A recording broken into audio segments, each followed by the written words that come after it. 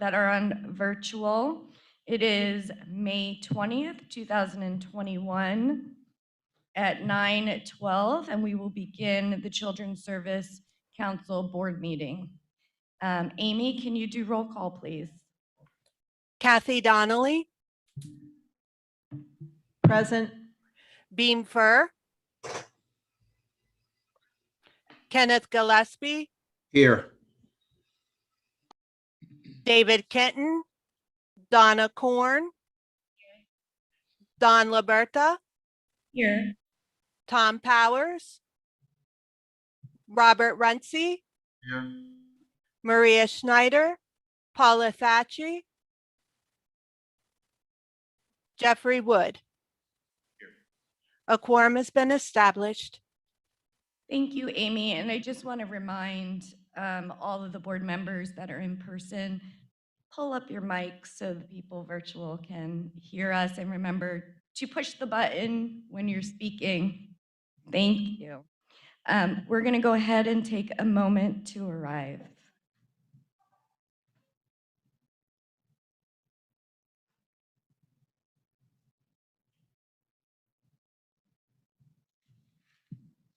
Thank you. I could still use longer, but we have a long day ahead of us.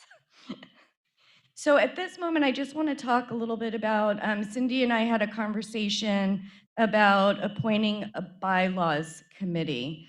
So I would like to take any requests that would love to join us.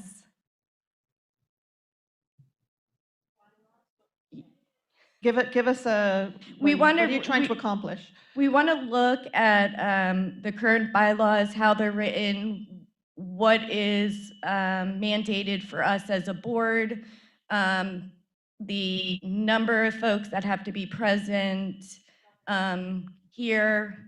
Cindy, do you want to add anything? Yeah, the attendance issue, which, has, God willing, will not be such a problem in the future, but the physical forum versus the who can attend virtually, and just take a look and make sure there's nothing that needs to be freshened up. We haven't had a committee look at the bylaws in probably 15 years. Okay, it's So time.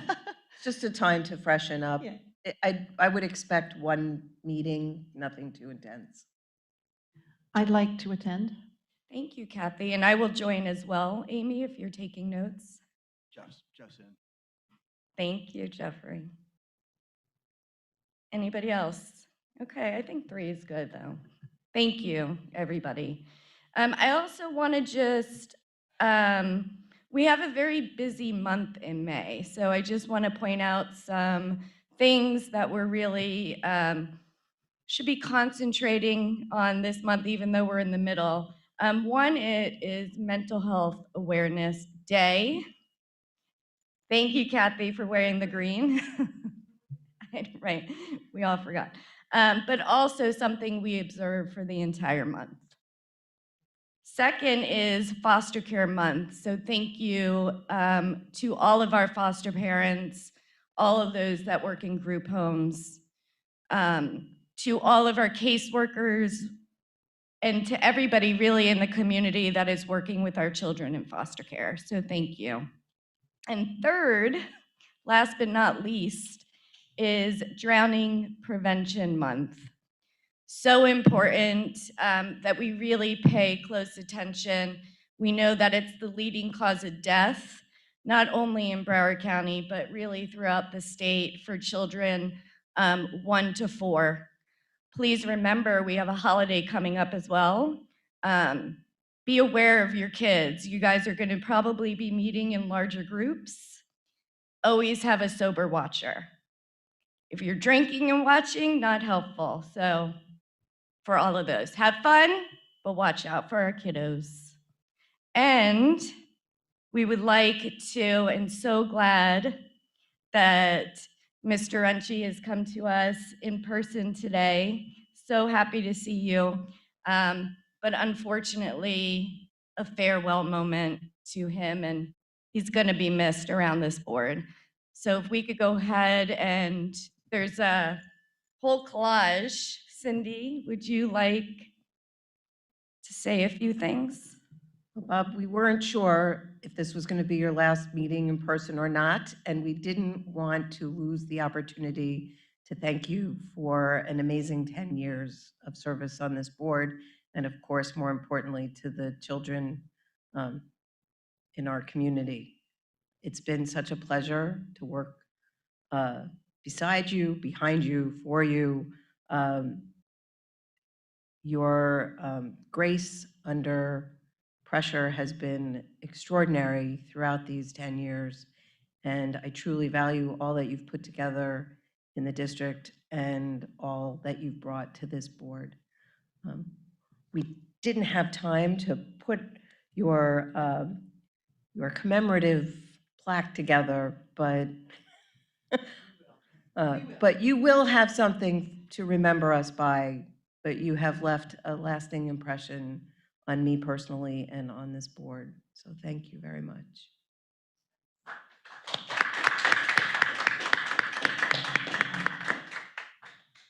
Thank you all, and I absolutely don't need a plaque to remember all of you and the great work that this organization does on behalf of children and families in Broward County. It is an amazing compliment to the work that we do in the public schools, and it's through this organization that we're able to provide a more holistic experience and a holistic set of supports for our kids and families when they're out of school and involved in so many other activities. And so it's really been a privilege for me to be a part of the Children's Services Council and serving with all of you who care so deeply about our community and our kids. And so I'll always treasure that. And this organization really is a model for not just the state, but around the country. I've noticed other areas in the United States now are actually starting to create children's services like entities to support children and families. So again, it's been absolutely great. And thank you, Cindy, for your leadership. You've been here with the organization from the beginning and continue to help it grow and develop a great brand and provide great value to our community. So thank you all. It's been great to serve with you, and I'll always have a spot in my heart for you. Plaque or no plaque. Thank you.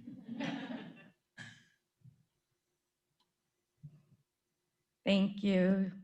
Anybody else? Yes. Mr. Renzi, I just want to say on behalf of myself and James, and I'm sure the whole business community, what you've done here in Broward. When I think back 10 years ago when you walked into us and all the trauma we've been through since then, and all the positive things that you were able to put in place, and all the changes that you've made for our children. James and I talk about it all the time. In 10 years, so many things have changed here in Broward, and you were a big part of moving our children forward, particularly their grade level reading and so many things. But I know it's been a tough slug. So you did, as Cindy said, you walked with grace, and I have admired your persistence and your perseverance and your courage walking through. So you will be missed. I personally have learned a lot from you sitting on this board and working in the community. And I hope you don't go too far away. Yes. Yeah, Mr. Renzi, Bob, I just wanted to thank you personally for your partnership with the health department. Working with you through COVID obviously has been one of the most challenging things that we've done, but we have partnered to keep our children and all of the school faculty as safe as possible.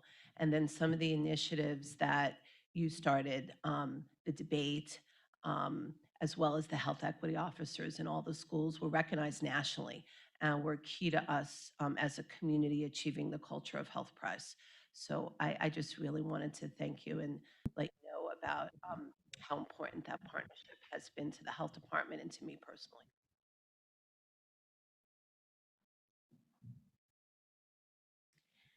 So I have the opportunity to speak to you all the time, Mr. Runstein. But I will say that what you have done from the ability of allowing the kinds of partnerships that you have.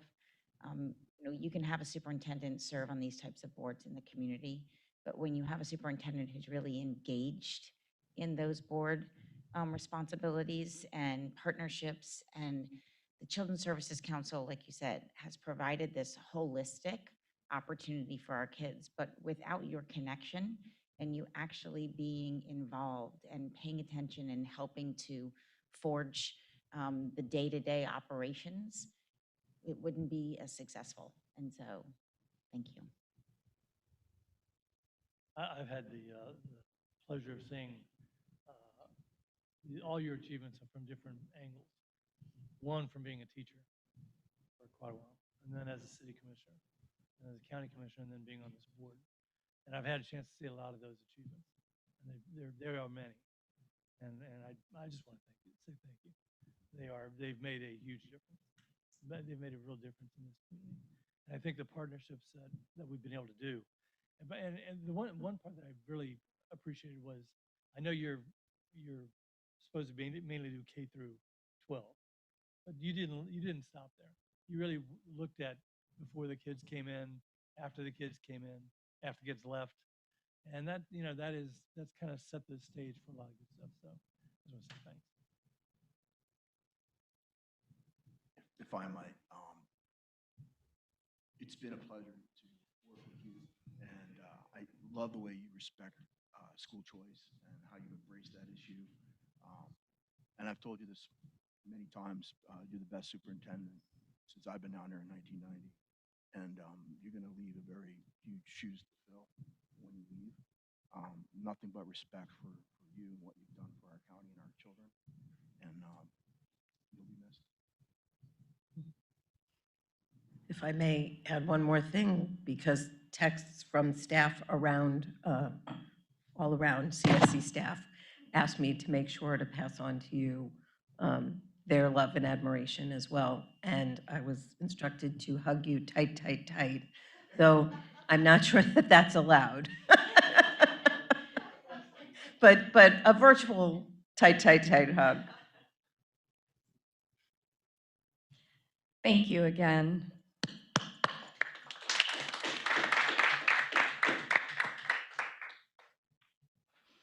Okay, we're going to move on to Cindy's President's Report.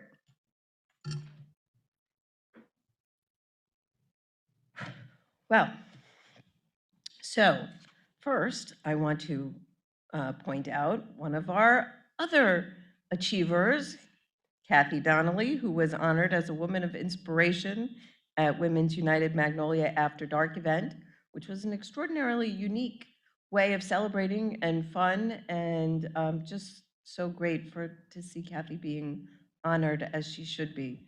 Your impact in this community is really amazing and taking off even more. So, yay, Kathy. As Dawn already pointed out, this is Child Abuse Prevention Month, and Broward Aware, as you know, is a big thing that CSC has been a leader on for 9 years, I think. And one of the founders and one of the people who came up with this idea was our own Andrew Leone, who finally was honored himself by the rest of the group. He got the Champion Award, the Alan and Marsha Levy Champion Award, and we are so proud of him. Yay.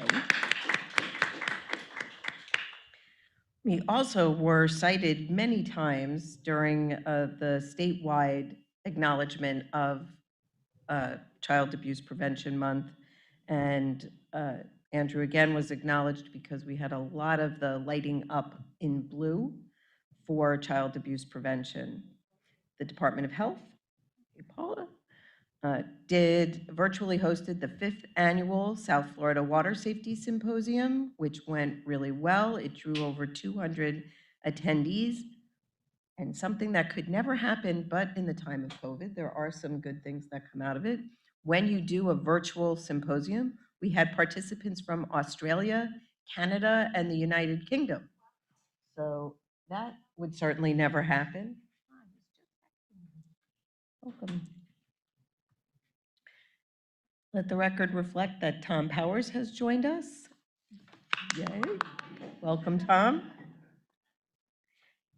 So it was a great event. We have some CSC-funded success stories. So you all know about the Bridge to Life program. We've talked about it a couple of times. And Prosperity Broward invited the youth leaders from Bridge to Life to produce original videos for the relaunch of what used to be known as the 6 Pillars and is now the Prosperity Partnership. So the youth videos were eligible for cash awards, and we had 4 of the winning presentations. 2 of the students tied for first place and got $250 each, and 2 got second place and each got $100. So the 2 first place winners were Samantha Molly and Chad Jordan, and the second place were Alexis Buggum and Melania Lawrence. And we're going to show you the 2 winning videos.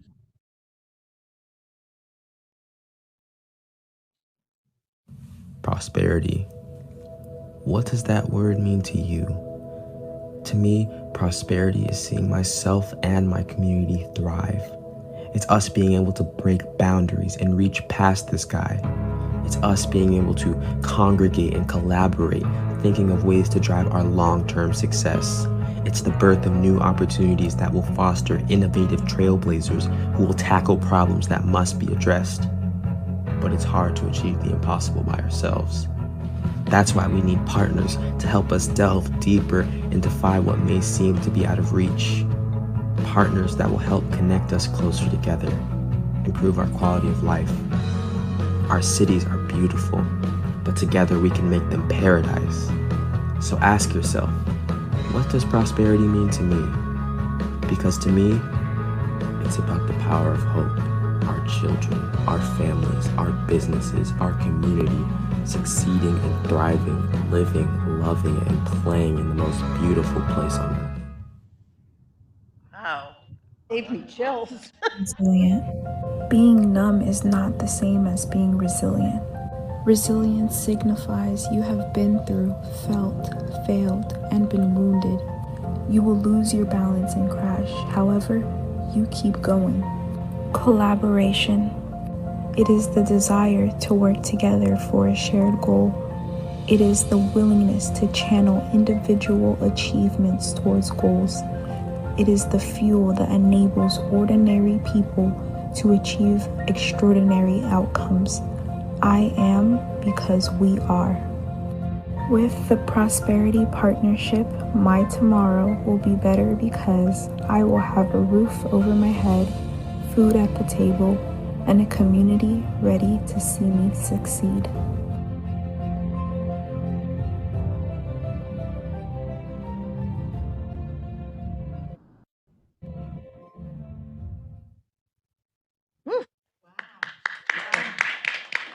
So they produced those themselves? Mhm. That's really impressive. The content was good, the quality was good. Those are awesome. It's amazing. It'd be Yeah. promotional marketing material for the county. We'll have to talk to Bob Swindell. He can hire these folks. Well, this is, so the Broward Alliance, the Prosperity Alliance is the replacement for 6 Pillars. That's what they're calling it now. So it is going to the Greater Fort Lauderdale Alliance. So I would assume that that's their plan. Okay, so, got choked up there. The 10 Days of Connection, as you know, that is a way of bringing people together to have conversations they might not normally have in groups that they might not normally meet. And so the one that we co-sponsored this year was Her Secret Identity in Action.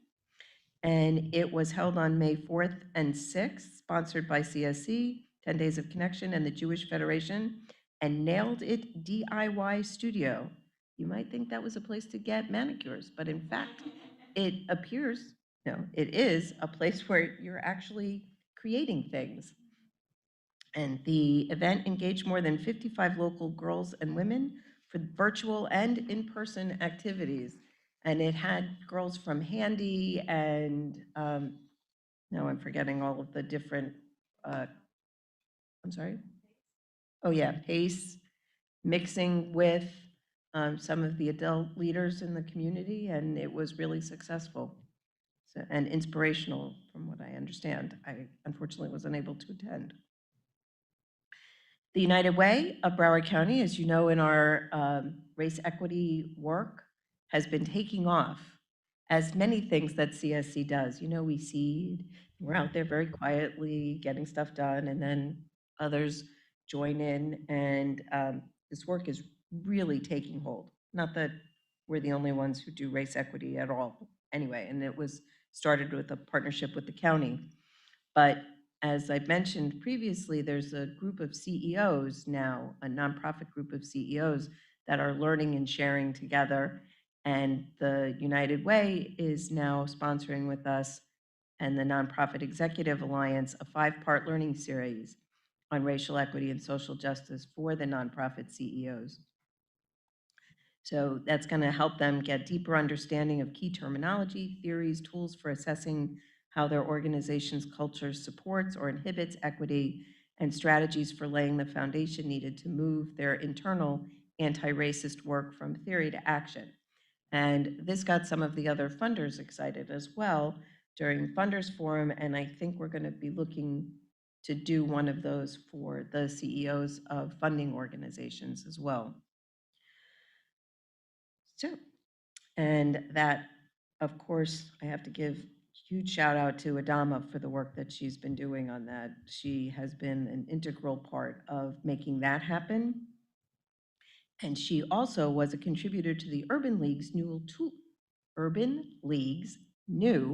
toolkit for advancing equity in corporate culture. So this is taking off all over the place. It's called the REDI Blueprint, Racial Equity, Diversity, and Inclusion. The Urban League developed this document with recommended strategies for workplace culture, attracting diverse talent, development, supplier diversity, and community investment. So for anyone who is corporate involved, you may want to check that out. And as our fame spreads, Brooke Sherman, who is the Senior Programs Manager, and Marissa Greif-Hackett, our Senior Research and Evaluation Manager, and Joshua Carballo, who's a Research and Evaluation Manager, were presenters on program evaluation at the National Mass Violence Victimization Resource Center's Resiliency Center Directors Forum. Say that 3 times fast. This is for organizations that are responding to mass casualty events. And they were presenting on how we're evaluating Eagles Haven with other groups. And so the feedback was extremely positive. You know, it's a very different kind of program than many of the things that we run. And actually, in general, you're going to see that more and more that, and you may have seen some of it in the budget, where we have had a lot of, our evaluations have very much been based on hard data points, and we're going to be incorporating more of the emancipatory research. We've been doing more with learning outcomes, connecting more with the people who are actually receiving the services to understand what their expectations are out of the programs they're participating with and how they view the changes that are happening to them, with them, et cetera. And so you'll see some different outcome measures start to appear over time as we explore more. For the public to know, the trainer cadre RFQ is open. So the procurement closes on May 21st at noon. Please, council members, don't talk to anybody except to tell them that they can look on the website and apply, but please encourage anybody you know that should be a trainer to come. And then just as an FYI, the Tamarack Collective that you approved last month as part of our ABCD training, unfortunately, they were not registered to do business in Florida. We found out at the last minute. They're a Canadian company. They were trying to get it to work, and they couldn't, but we did find another vendor to do that initial training, and that is Dan Duncan from Clear Impact. So he's going to do the first level training, and you'll see that on your, in the purchases, the approval for that, it was just a couple $1,000s. And we'll let you know when that's happening, because I think that's a really exciting new initiative and approach that you would benefit from the training as well. That is my good of the order. Oh, no, yes, that's the good of the order. So now for the CSC update regarding COVID. In a couple of meetings, it came up about, and we've all read a lot about mental health and what impact COVID has been having on young people's mental health. You know, the school district is putting a lot of effort, and there's a lot of federal funding coming down to look at mental health. But one of the things that struck me and we're pursuing is infusing into all of our summer programs, to start with, mental health first aid.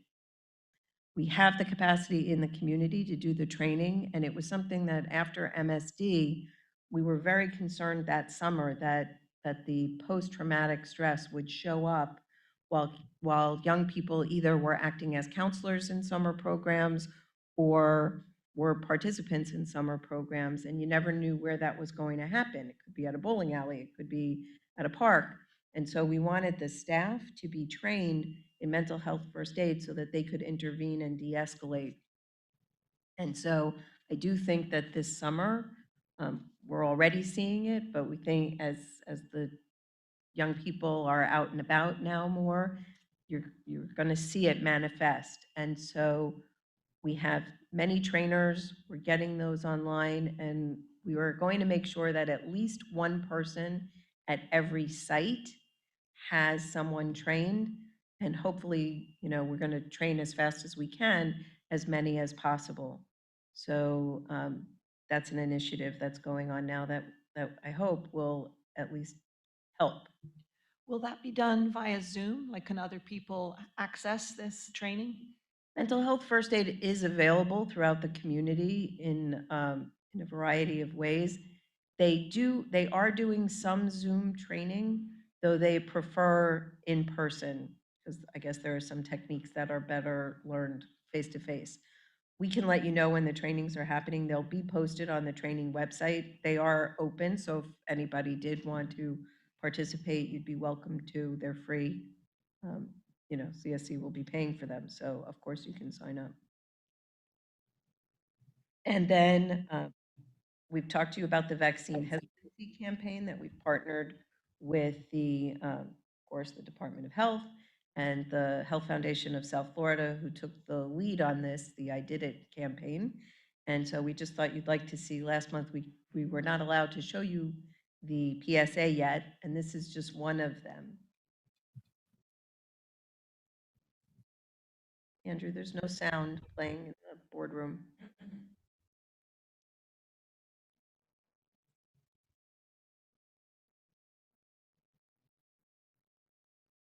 Yeah, you should see some familiar faces. Nope, still no sound.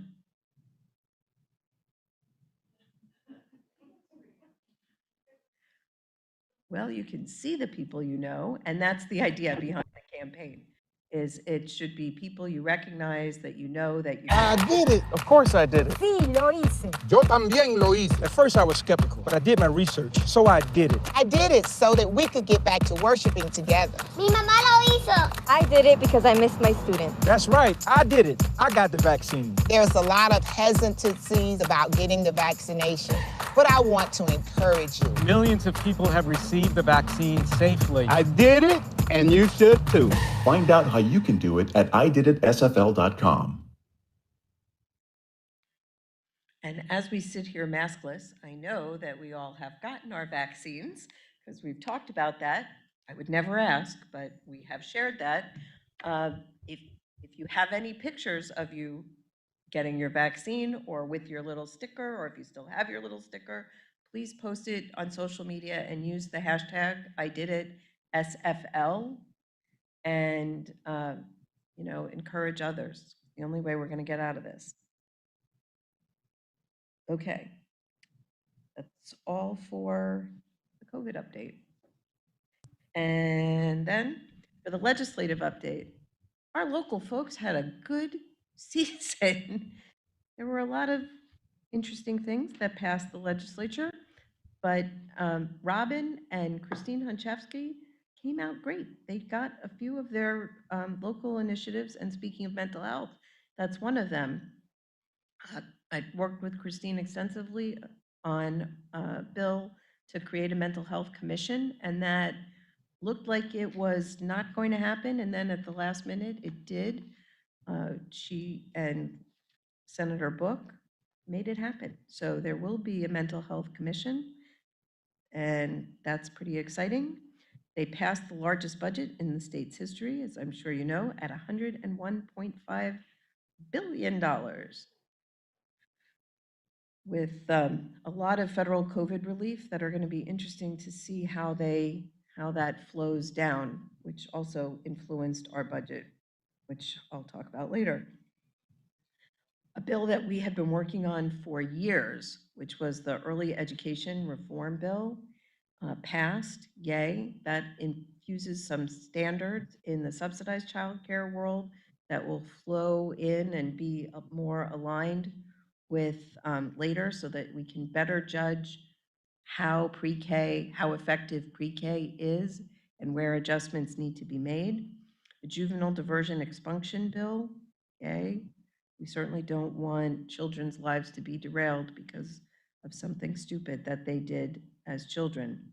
The Economic Self-Sufficiency Study Program, and by Representatives Perry and Alupis, and Students with Disabilities in Public Schools Restraint and Seclusion Bill. I'm sure our school board folks have some thoughts about that. So it was a pretty good session for children, actually, and look forward to seeing how all of that plays out, because we know the devil is always in the details. The legislation can sound good, and then implementation turns into something entirely different. But we will stay on top of it all. I'll entertain any questions, or we can move on. Okay, hearing none, we're going to move on to the consent agenda. So at this point, I'm asking any board members if they wish to pull any of these items, either for discussion or if you have to abstain.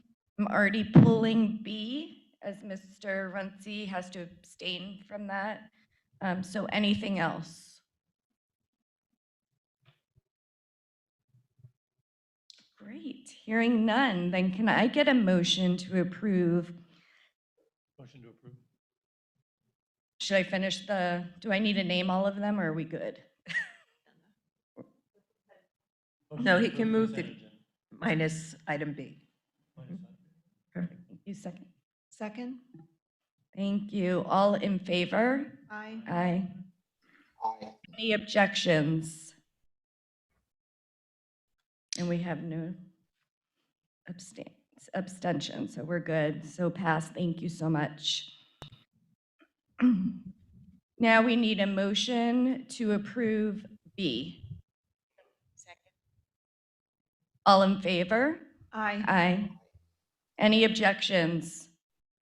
Any abstentions? Abstain, Bob Runcie. Thank you.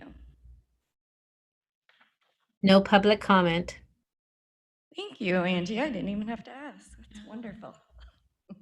Okay, we're going to go ahead and move on to the Chief Program Officer report. Maria?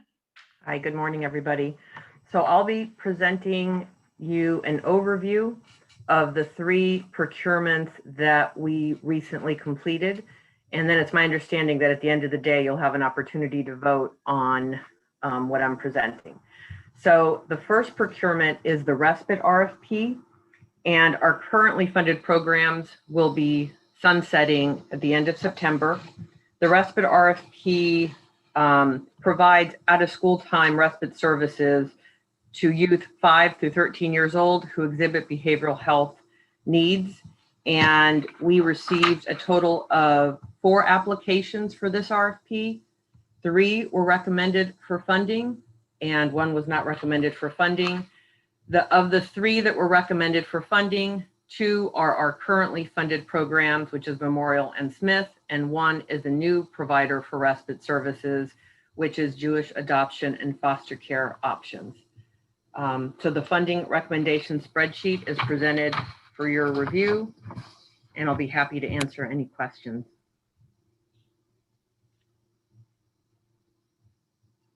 Any questions? Nope. Okay, then moving on to the next issue paper is our youth force expansion RFP. And a couple of months ago, we issued an expansion to our youth force, which is our middle school, after school and summer programs, and also an expansion to our LEAP High, again, after school and summer programs. So we issued this procurement in March. It closed in April, a short turnaround time in order to bring it to you this month so that these programs, if you approve, can begin services in August. And the reason for the expansion, if you remember, it was due to the academic and mental health issues that our youth are experiencing as a result of COVID, and we wanted to provide additional services in schools or community sites that don't currently have our youth force or LEAP High services. So we received a total of 6 youth force proposals, and you'll see the list of the rating committee members attached to the issue paper. All of the youth force proposals are of our providers that we currently fund, and the recommendations for them, you'll see later today, for their current youth force programs is to renew these programs. So they are providers in good standing with us. The spreadsheet outlines the recommendations for those 6 providers, and the staff ratios and cost per youth align with our currently funded contracts with them. And then you'll see we expanded to provide services in Fort Lauderdale, Pembroke Pines, Sunrise, Tamarack, and also Hollywood. Are there any questions about the youth force middle school recommendations? Maria, I like these maps. I think they're very helpful to see where we're adding and gives us a better understanding of how we're spreading out across the county. So thank you for popping those in. You're welcome.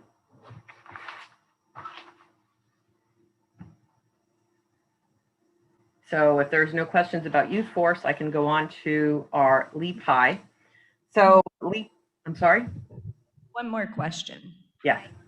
So I just know we talked about was the accessibility on campuses. Just wanted to make sure that wouldn't have necessarily come up in the rating aspect of it, but it could have easily come up in terms of the conversation and the feedback. I'm sorry, Donna, I couldn't hear your question.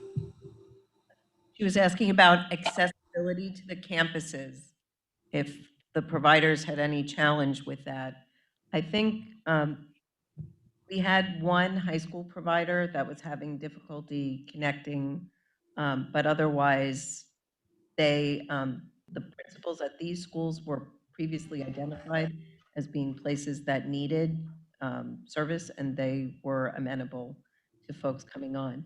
And I think because we're starting with the new school year, the expectation, the hope is that they are going to be allowed on campus, but nobody really knows at this point.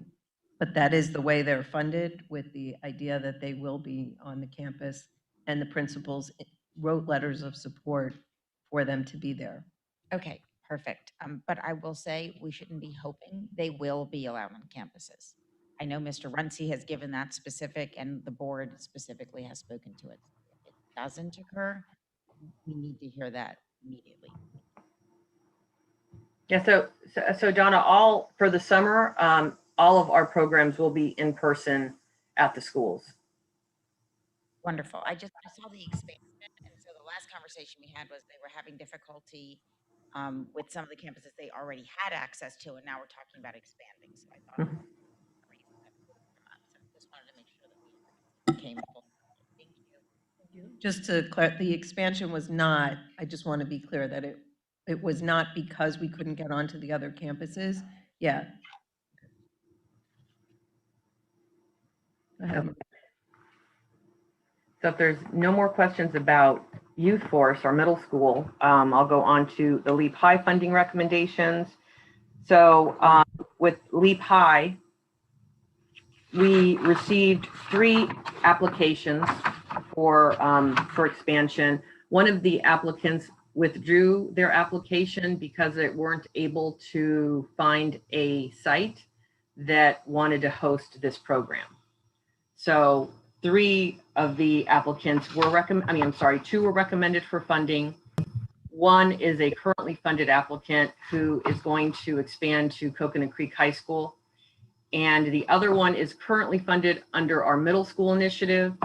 They will be new to our high school initiative. They're doing well on our middle school initiative, and they're going to be providing services at a charter school in Margate. So the funding recommendations and the cost per youth and staff ratios are in alignment with currently funded programs and in alignment with the RFP. Maria, can I ask, that I thought was disappointing. We only received 3 and then only 2 came through. I'm assuming the need is there. Why aren't we being able to meet it? So I have asked to meet with the applicant that withdrew the application in order to explore what the challenges they experienced with being able to expand into another high school. I know transportation is a challenge. Transportation home is what I'm hearing, but I don't want to speculate too much until I have an opportunity to talk to that applicant. And I wasn't able to do that under the cone of silence to find out what the challenges they were experiencing were. So I will be meeting with them to find out what the challenges were, and then potentially meeting with Mr. Wood if there is challenges related to how we engage the charter schools, for example. Thank you. Am I right, though? Like, only 3 applications? We normally get a lot more than that. So the number of high schools that were able to be served, because we're already at 11 high schools. So the number of high schools that we were able to add, we would have been able to add another non-charter high school that is included in our youth force recommendations, but for reasons that I don't understand, did not want to bring forward a LEAP High program on their site. So we'll explore that. The other high schools were charter high schools. So, and I know this applicant tried very persistently to offer the service at one of those high schools and wasn't able to get them to agree to it. So we'll be exploring what the challenge was to that. Thank you, Maria. If I could.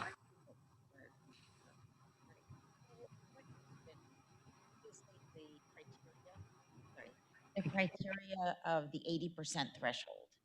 If we're at a point in which we're having a difficult time being able to attract or get certain campuses to agree, would there be a difference if that 80% threshold maybe was slightly reduced, or is that a requirement that we would not be able to reconsider? No. It just seems to me like if we have providers and we have funds and it's a program that's obviously successful, wouldn't it make sense to reach more? If that threshold maybe was 75%, how many more high schools would that potentially open this to? And how many more students then would be able to benefit? It's something we can definitely look at. We've been having some conversations about all of that, especially this year as things shake out as to where additional money is coming and where things might free up. We thought there was enough of a selection because there were charter schools that were struggling, and the complexity apparently of the transportation became an issue that we did not anticipate. We don't have that problem with the school district because we have an agreement, which we have later in the agenda, the data and transportation sharing agreement with the public schools, but we don't have that with the charters. So we certainly can look at it and see, I think, for all of them, for most, for Leap High. But for right now, I think the other issue was we literally just did the youth development RFP. You know, that went out just well, I think you approved it 6 months ago. So this was coming right on the heels of that. So it was a little saturated, but we will look at the thresholds and see where that opens up. Thank you very much. Do we have any other questions from council members? Angie, any public comments on either or on any three? No public comment. Okay, thank you. We're going to go ahead and move on with Sue for the Chief Innovation Officer report. Hi, good morning. Just a brief update. Due to our longstanding, almost 20-year partnership with the county and Broward schools, CSC and our partners have been working with some national researchers to contribute to the evidence around water safety instruction. So I just wanted to keep the council in the loop that this work is beginning, and we hope to see some really powerful evidence come out of our 20 years of Swim Central data. And the value of water safety instruction. So I don't know if there's any questions. This is only an FYI. Any questions? Okay, thank you. Thank you. So next on our agenda is the Special Needs Advisory Coalition report. Maria is not currently with us today. However, you can look within your packet and there is the minutes from her last meeting. And if we have any questions, we'll hold that back until she returns to us next month. And Maria, I'm going to throw it back to you for an update on Funders Forum. Okay. So last month I gave you a verbal summary of the April 9th Funders Forum meeting. We didn't have the meeting minutes ready because Funders Forum had happened a couple of days before the council meeting. So unless you had questions on the April 9th summary that I provided last month, I'll go to the May 7th summary. And one thing that I wanted to highlight to you guys is I thought this was a really great presentation. The behavioral health the Behavioral Health, Central Florida Behavioral Health Network presented at Funders Forum on their partnership with Pasco and Hillsborough County Public Schools. So we had a last minute request from a Miami-Dade board member to participate in Funders Forum in order to watch this presentation. We had Miami-Dade staff present as well as Broward County staff. Dr. Hickman and his team were also there for the presentation. I included the PowerPoint for your review. It's a really interesting partnership that they have in Central Florida. Dr. Hickman and his team indicated that they are going to reach out to both Broward Behavioral Health and to the Central Florida Behavioral Health Network to explore that partnership further. And that was really one of the highlights of the last Funders Forum meeting. Maria, that really was interesting. I was so glad you included that, and I think it's definitely worth pursuing here as well. So I hope that work continues. Yep, I agree. I thought it was a great partnership. Yeah, it was lucky enough to be part of Funders Forum, and it really was a great presentation, especially right now with our discussion on mental health and some kids virtual, some kids, back in school, and everybody returning next year. There's a lot of anxieties going on, not only with children, adults too, going back to work, and it was a fantastic collaboration. So I recommend, if you haven't read any of it, please do so. So now I will take any, oh, I'm sorry, Maria, were you done? Yes, I was done. Thank you, Dawn. Okay, now I'll take any public non-budget comments or any comments related to our current fiscal year, or any general comments?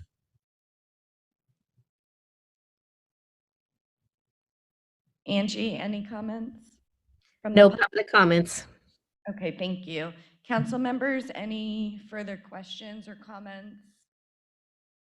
Thank you.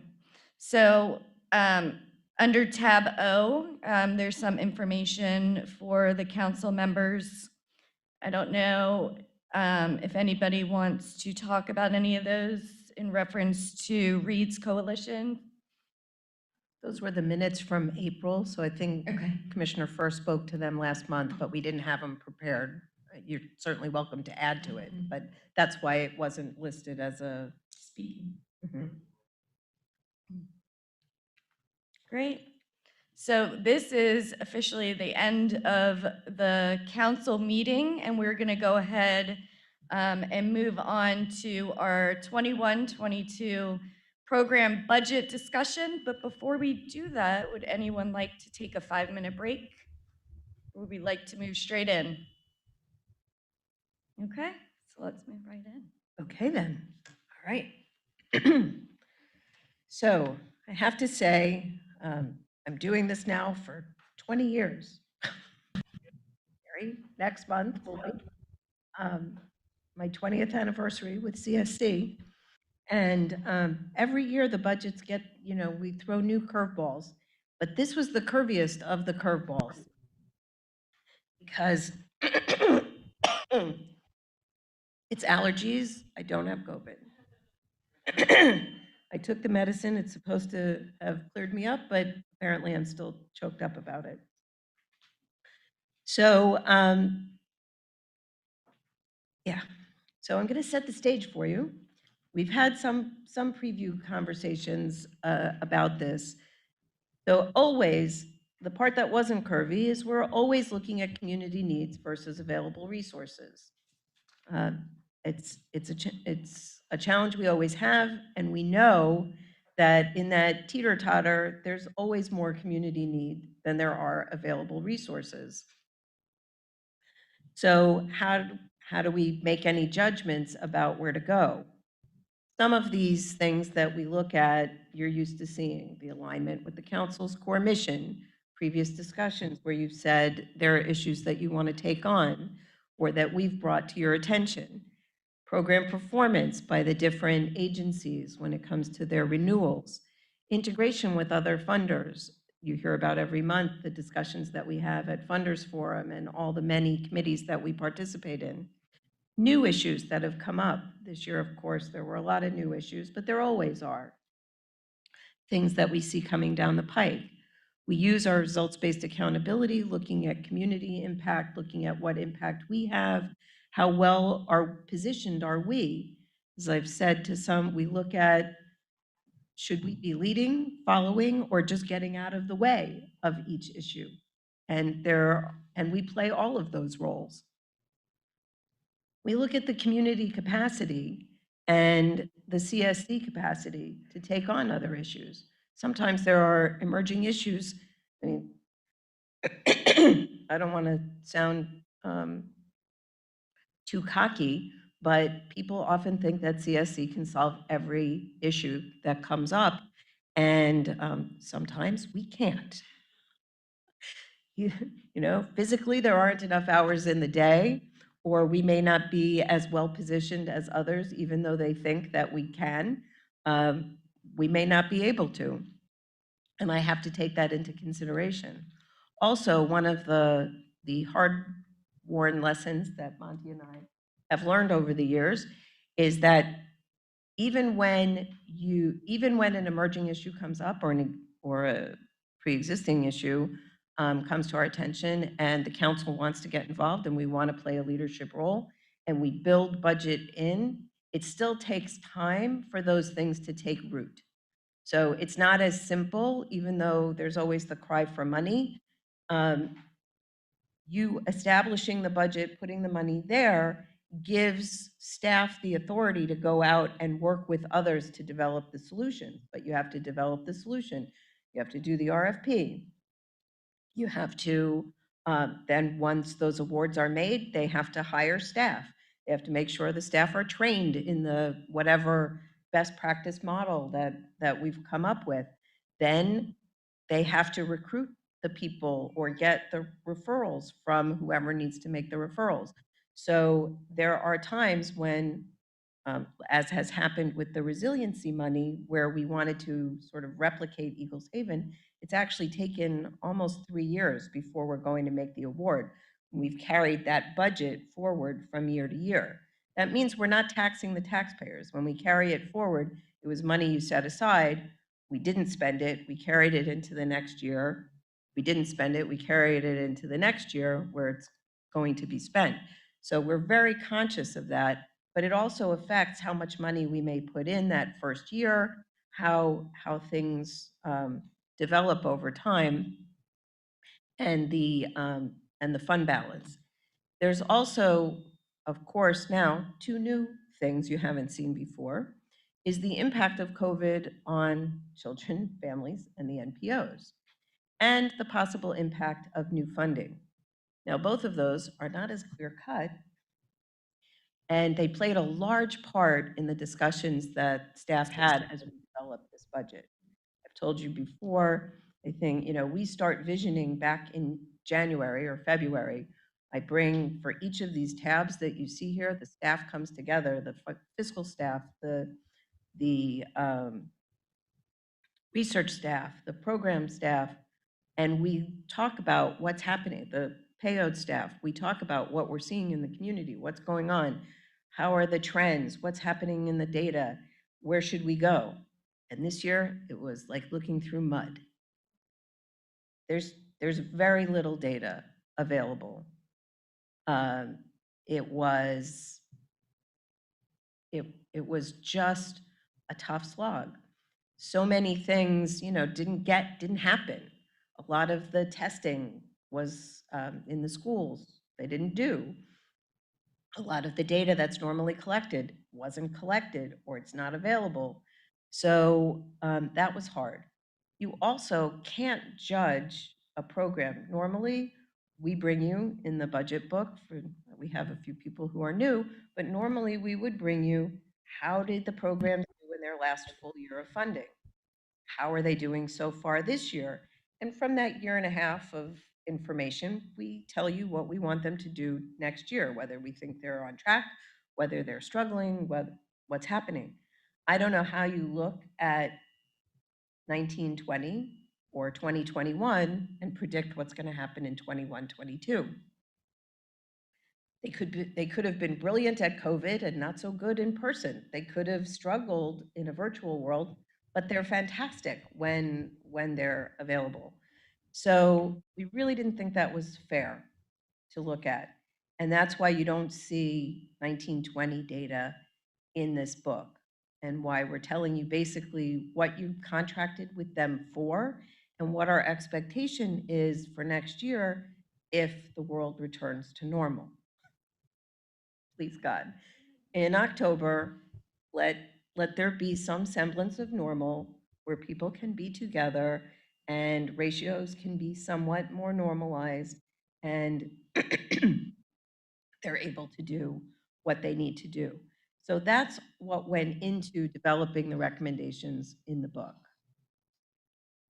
All of that also had an impact on, so I said this was a weird year for developing this, and it's also, as Monty and I were going over how to present this, was what order do I bring this to you?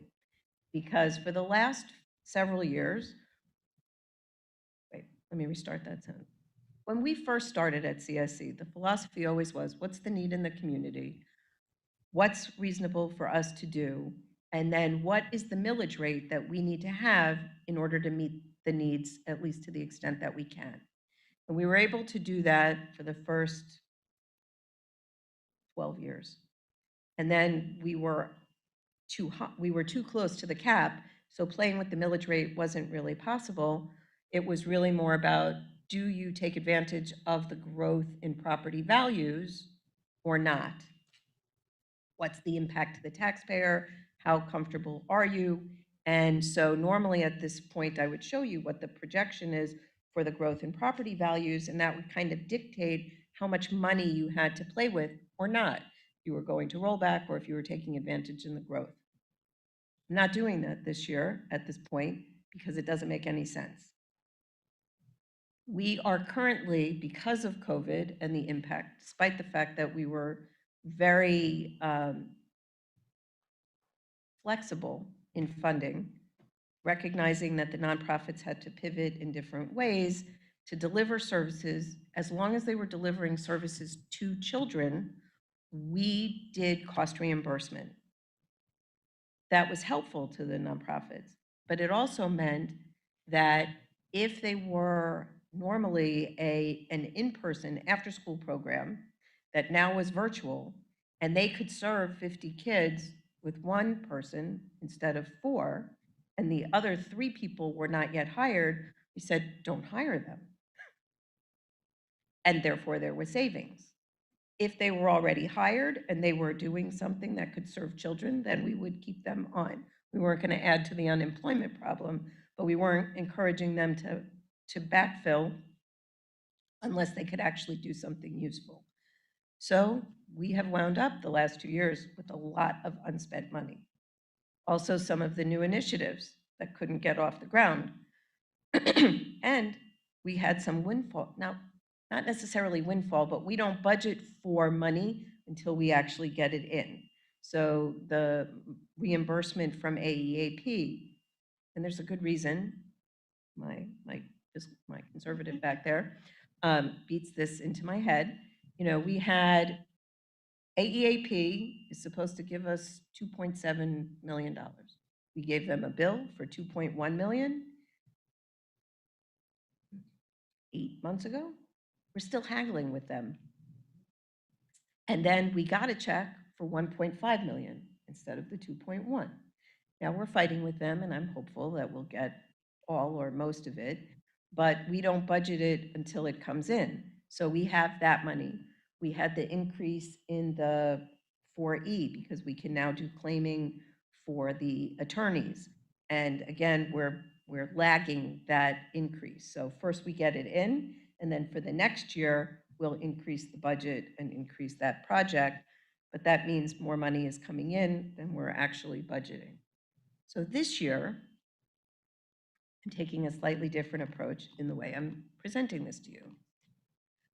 Also, normally we bring you, and we are bringing you the program budget this month,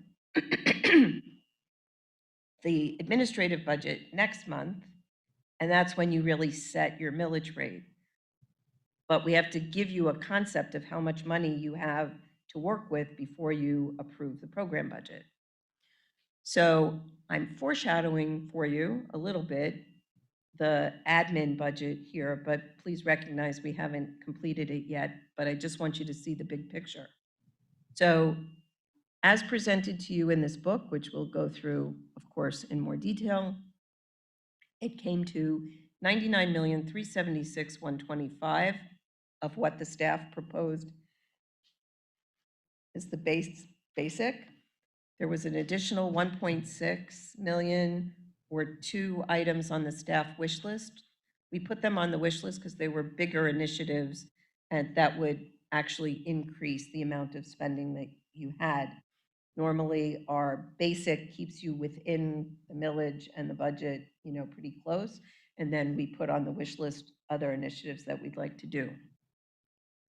The program support, which is all the PS and the rating tools and the monitors and all of that, would be 7.7 million. Again, roughly, you'll see that in more detail next month. And the general admin, 4.5 million, and the non-operating, the CRAs and the property appraiser, 3.6, would put us at a total budget of 116,888,589.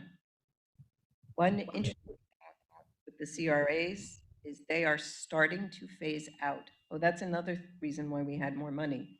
So Hollywood has been rebating some of the CRAs, and then one of the Fort Lauderdale CRAs ended, and we got that money back. So that was almost $1 million, 100,000, something like that. So what we're looking at this year is actually using fund balance to grow the budget rather than ad valorem.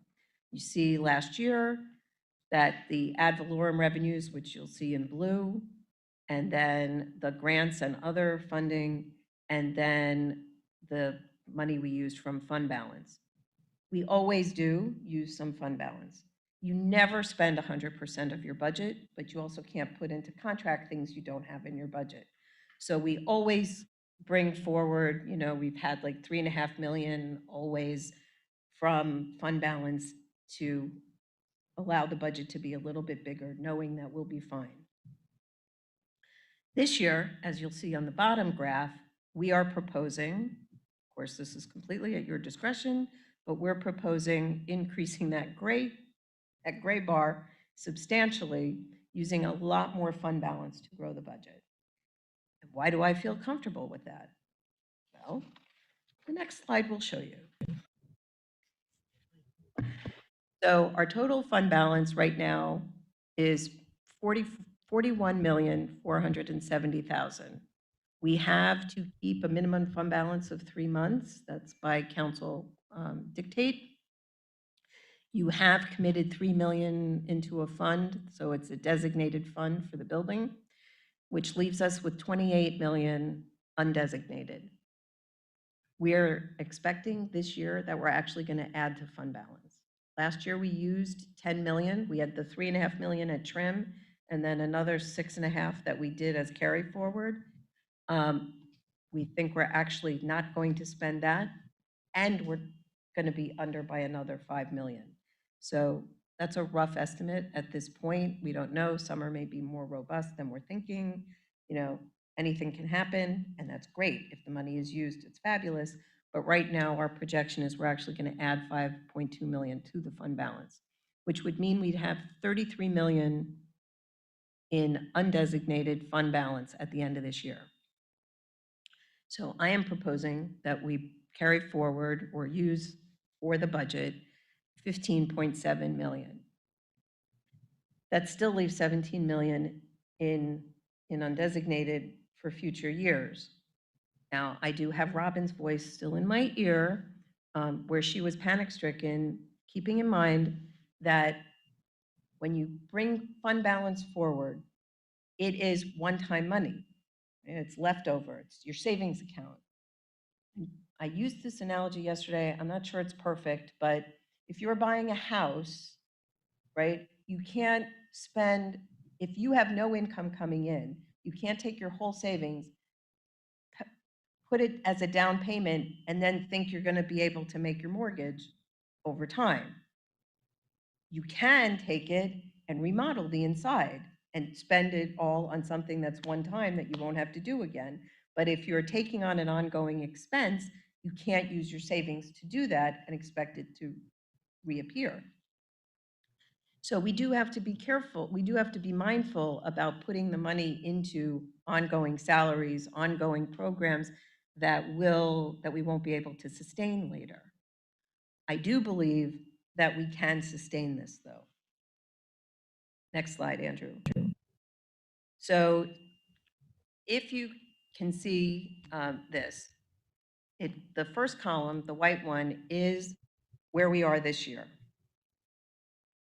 The next column shows you if we go to rollback, as you noticed before, I kept the ad valorem flat.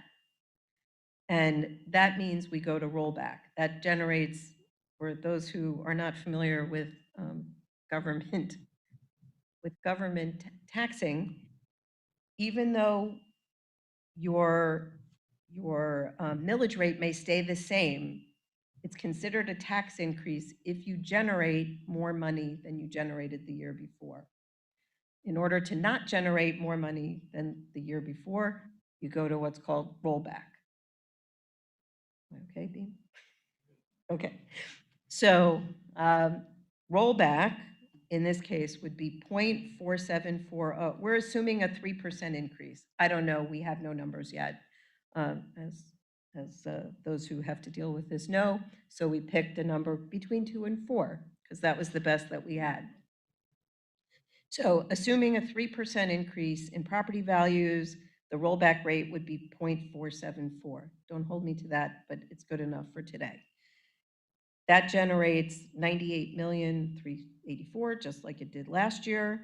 And then we're looking at using 15,804,000 and 2.8 million in other revenue to get us to the roughly $117 million. If you were not to go to rollback, if you use that same amount of fund balance, but took advantage of the growth in property values, you'd have an additional $3 million to spend. But where I really want to draw your attention is to the out years and why I feel it's okay to spend the 15.8. So you'll see, based on what's been happening so far, we assumed a 3% growth next year. 3% growth in property values would generate another $3 million roughly. So that would mean we'd need to use 12.8 million in fund balance the next year if we kept the budget flat. The following year, we'd need 10.8. We assumed that the growth would shrink, and then 8.7. But Cindy, you say that adds up to way more than the amount of money that you said was available in the previous chart. True, but we never spend it all. Never, ever in the history of, nobody spends their entire budget every year. You always budget a little bit more. And for all the reasons I outlined before, we do expect some things won't happen in this year, or people won't be able to draw down on the money, whatever.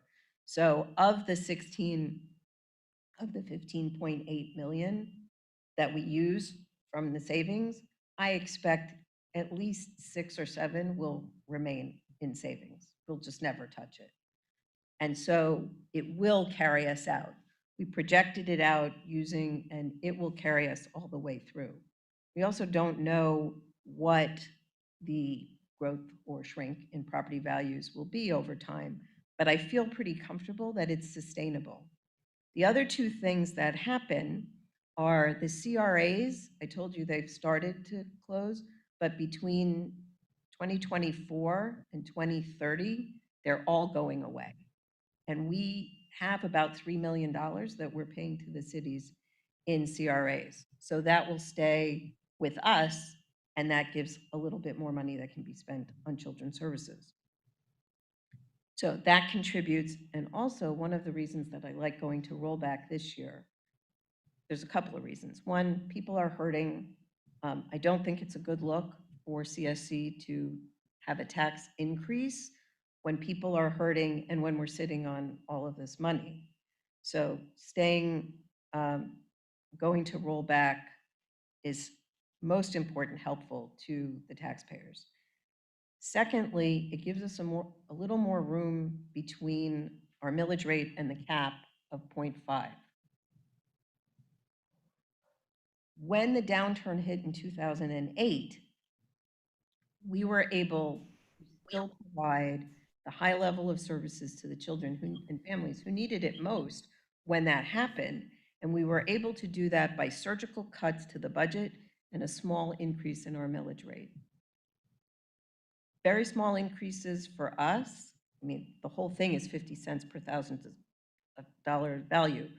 We're talking about a swing for the average homeowner. I think that's on the next page. Yeah. Go to the next slide, Andrew. This change to rollback saves people, the next slide, Andrew, about $4.61 for the average homeowner. So it's not a big swing, but it generates a lot of money for children. So by having this additional capacity, that helps us be prepared in case there's another crash in the future. Okay, that is the stage setting. So any questions about any of that? I know it's a lot of detail, but these are the things that keep me up at night. Okay then, so yes, sir. your mic on. Oh, it's on, sorry. Speak closer to it though. How's that? That's good. Just as, and this has to do with the Young at Art building. And I don't know if we want to bring this up or Go ahead. I'll bring it up just if people want to think about it. It is possible we are looking for someone else to take over the Young at Art building.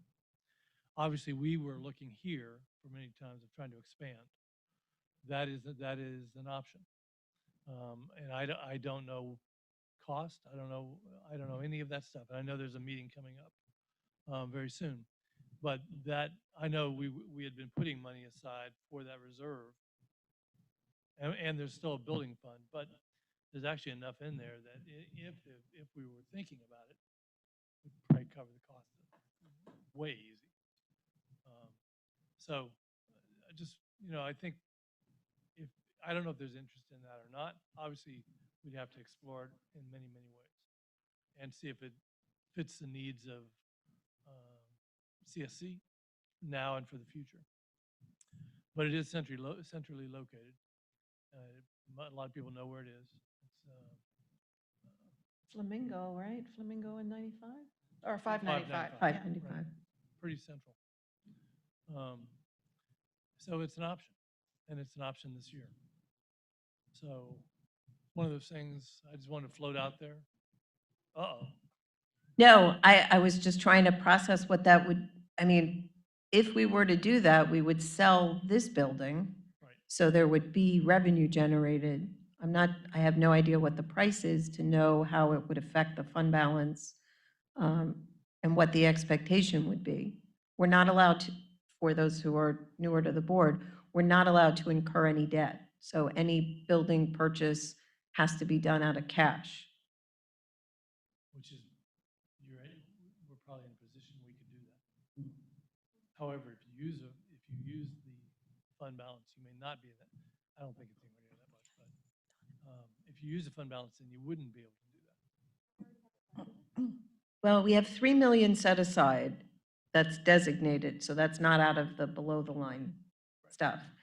We would still have, I guess the building committee would have to explore. We certainly have enough cash on hand, I would think, for the building. I have no idea what this would be worth. Real estate agent? Commercial real estate person? I have no idea what the value of this property would be. So one would hope that would, for the most part, replenish the fund balance for whatever cash we had to outlay.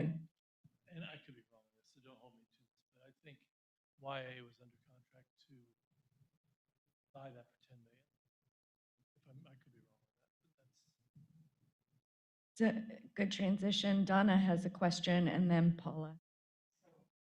My question wasn't to what Beam, so I don't know if your question had to do with this specifically, so I'll defer. Mine was separate. So, yes. So coincidentally, I was at Young at Art yesterday because we're looking at it. We need it for contact tracing because we're currently at Citrix and that building is being renovated for, I don't know, the property appraiser, the supervisor of elections, somebody. So it's a great building. It needs, the inside needs a, total renovation. It's there's a lot of, yeah.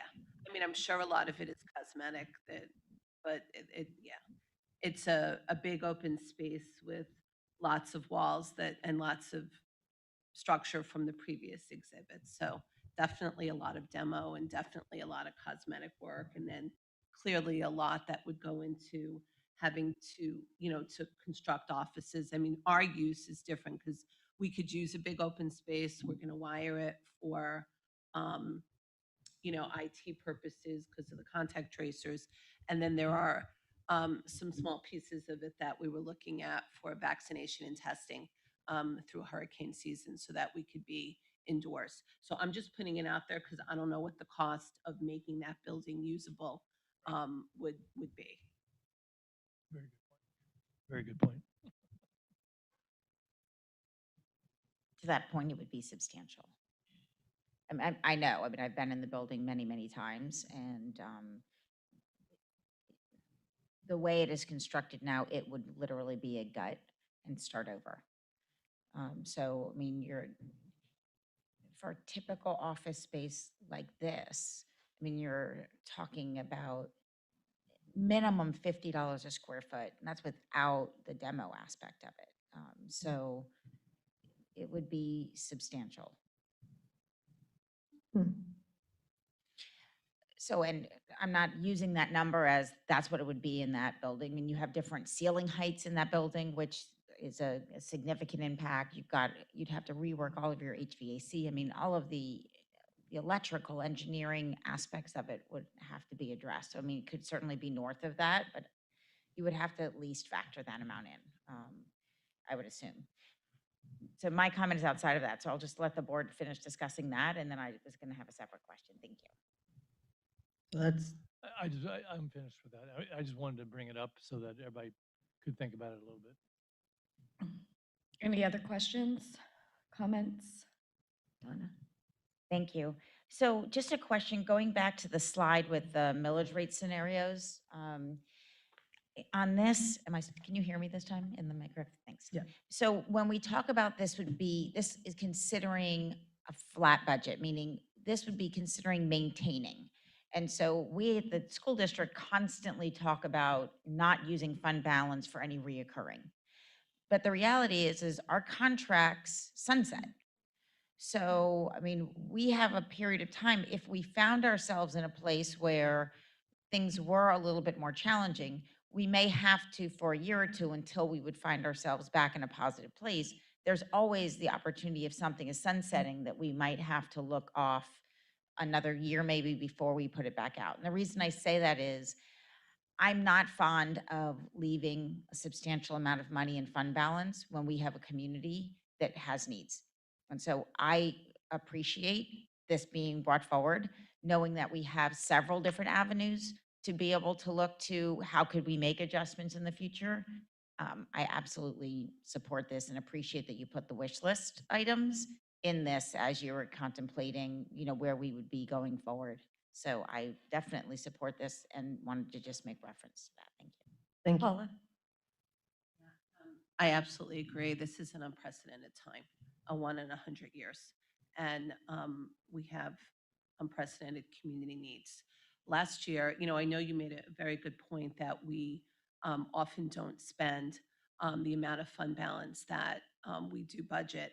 And last year, I believe it was last year, you actually did a presentation showing how really little of it that we do spend, and it was very instructive to see that. So I just wanted to emphasize that point as well, and support what you put forward. Thank you. Yeah, and I'm glad you, both of you brought that up, because there are a lot of ways to adjust.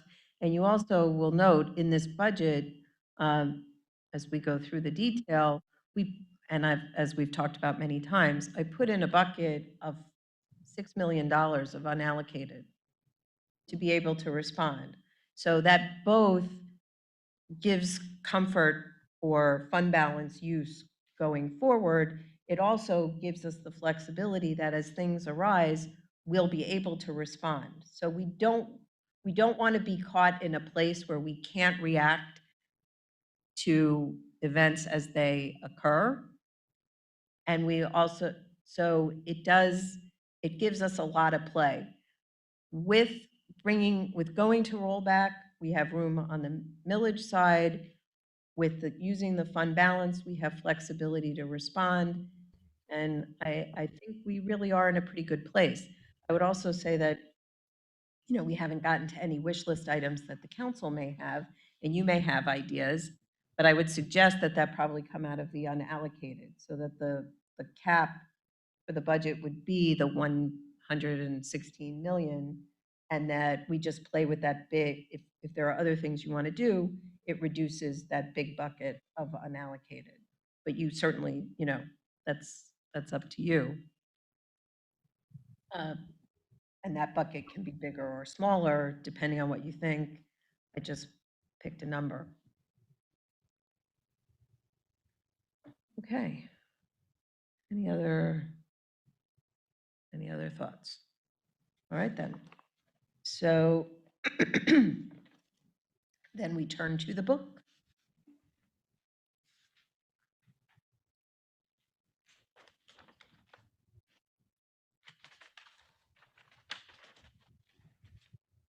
I think it's helpful in the front pocket, you've got the summary. Even though this book isn't as dense as they sometimes are, the summary is a helpful tool.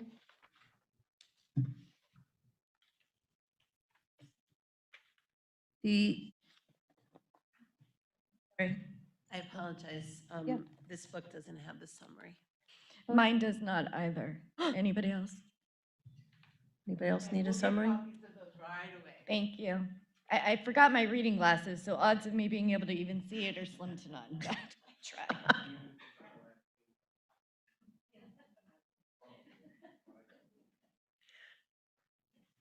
Oh, no, and that's just that only gives you, well, it gives you the first two tabs, so that'll help you for a moment. Got an extra. Huh. So we gave you two, and what are you gonna do? Made a copy.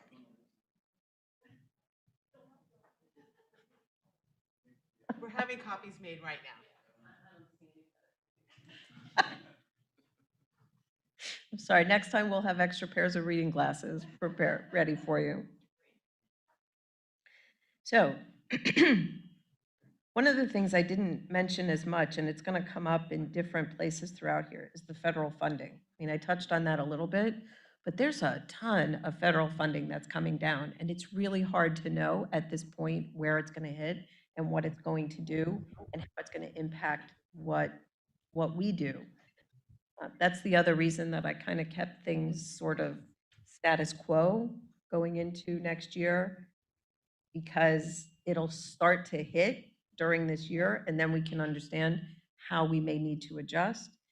It also is set to expire. Some of the things are only for a year or two. So what does that mean? And how far do we go afield when it may go away in 2 years? Very interesting time. So for maternal child health, as you can see, there's still a huge need. We've never met the full need of all of those moms who are depressed or anxious. This is a very important program that is kind of groundbreaking in the country. Others have followed us since, but and we are seeing the verified abuse for that age group go down, but it's still the highest group. Now, of course, I want to make sure to put on the record that I am not saying that all depressed or anxious moms abuse their children. That is not, definitely not the case, but it is one indicator that tells us that there's still a need. So, so this goal has that intervention on our behalf, the mothers overcoming maternal stress and safe sleep.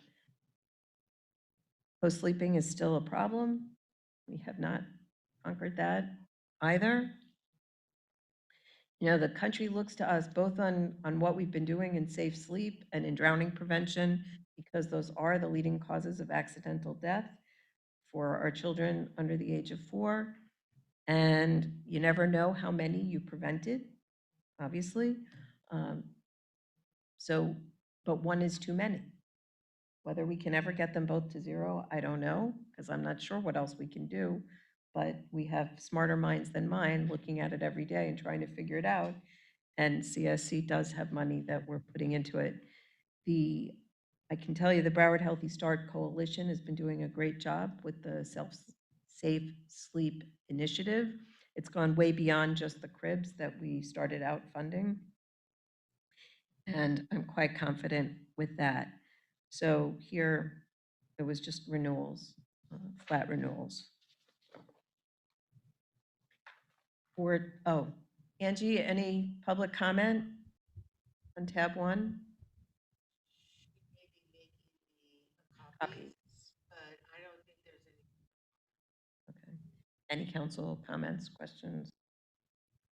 For the folks who haven't been through this before, I'll go through each tab. We'll have public comment. Oh, And just given the discussion on mental health and specifically on the effects. because they're not hearing. Oh, sorry. It doesn't get long. Yeah, but it moves. Just given the discussion on mental health and the effects of the pandemic, are there any wait lists for moms, or is there any indication that there's demand that's exceeding capacity, or is that not the case? Haven't heard, no one brought up any wait lists, but if they do, that's something we can definitely entertain with the additional funding. But we grew those two programs substantially over the last couple of years. And they have not said anything about a wait list. I just think that now that people are venturing out a little bit more, they may come to attention with regard to these issues. We'll keep an eye on that and be prepared to bring that back if we see it happening. Cindy, I do see a public comment on here, but it doesn't have to do with tab 1. So do you want to, it has to do with previous conversations. Oh, okay. From the ether? From your budget PowerPoint. Okay. Is it someone through Zoom or someone? Okay. Yeah, Zoom. Okay, we can entertain it. So the question is, does the MR rollback create an impression that there's less need for children's support programs as the effects of the pandemic are being observed and there are more opportunities to help through face-to-face programs? I would hope that the growth in the budget of, I'm so sorry. We are still substantially growing the program budget by $6 million. So I would hope that that would demonstrate that we are trying to be responsive to the growing need, but also while also being sensitive to the property taxpayer. Thank you, Cindy. The next time there's a question, because I can't see it, Angie will read it out loud, because that came through the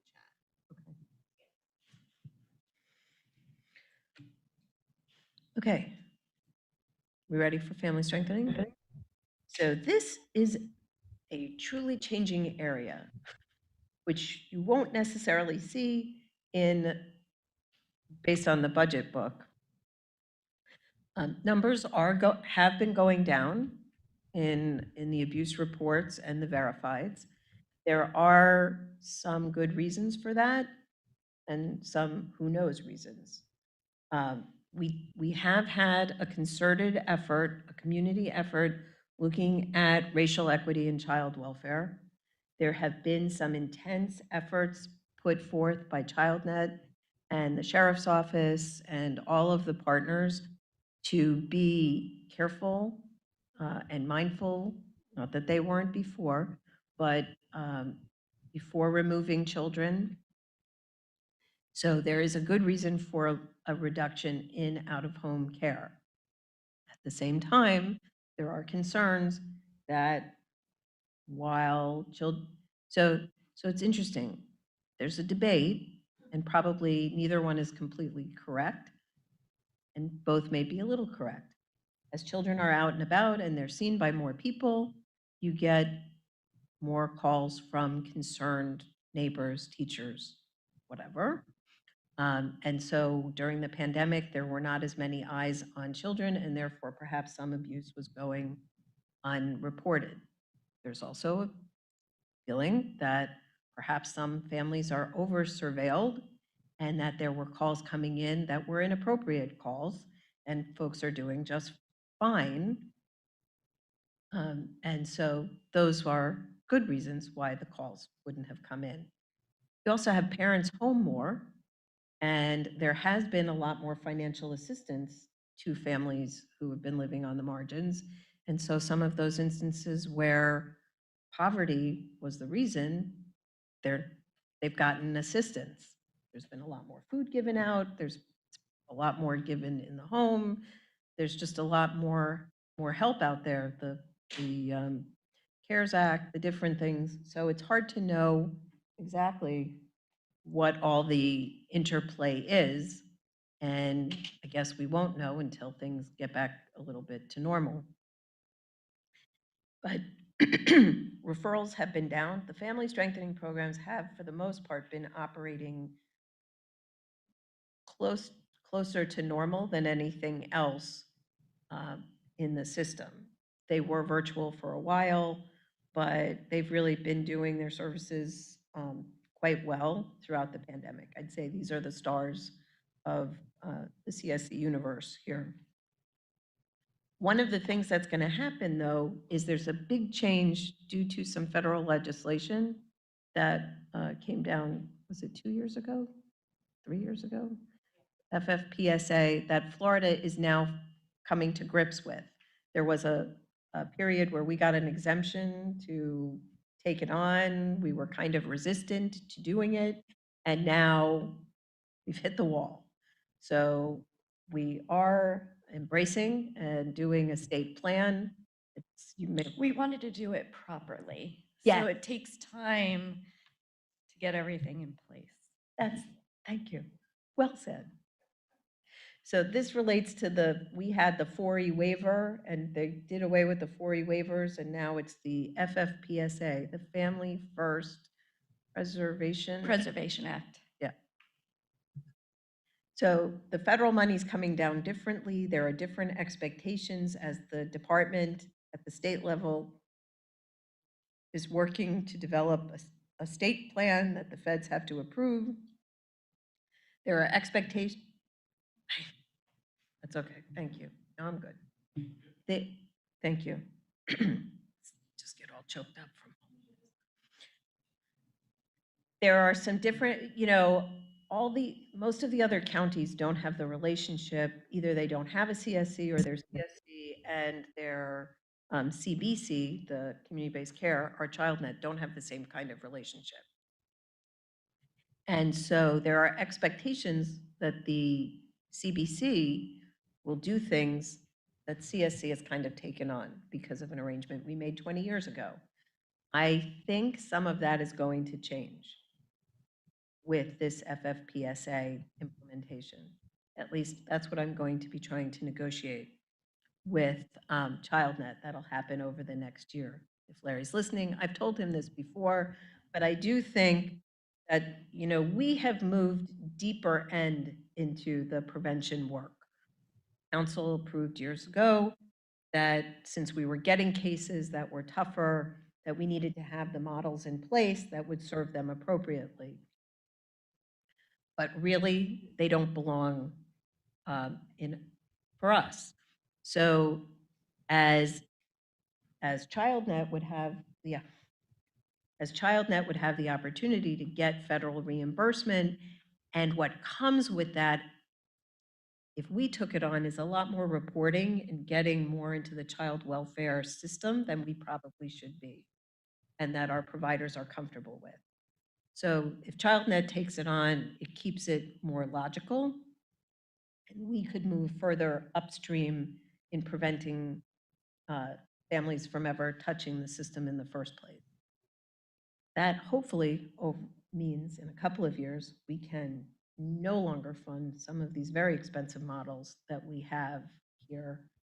For now, we have to keep it, but I'm just foreshadowing for you that I'm hopeful that that will create some shifting in this universe as well.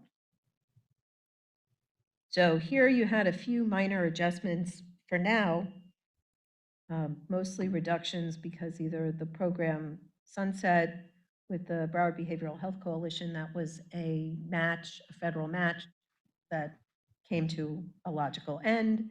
So we're not making any bad statement there. And the training money has been moved over to a training bucket from outside of this goal. And then the unallocated, we just kind of moved into that big bucket of unallocated. Otherwise, everything is pretty much status quo. Any questions on that? Is that for the whole tab 2? Are we Yeah. going to move to tab 3? So Yes. just a question on the Children's Bereavement Center. Yes. with the lack of demand. Yeah. Has there not been any demand?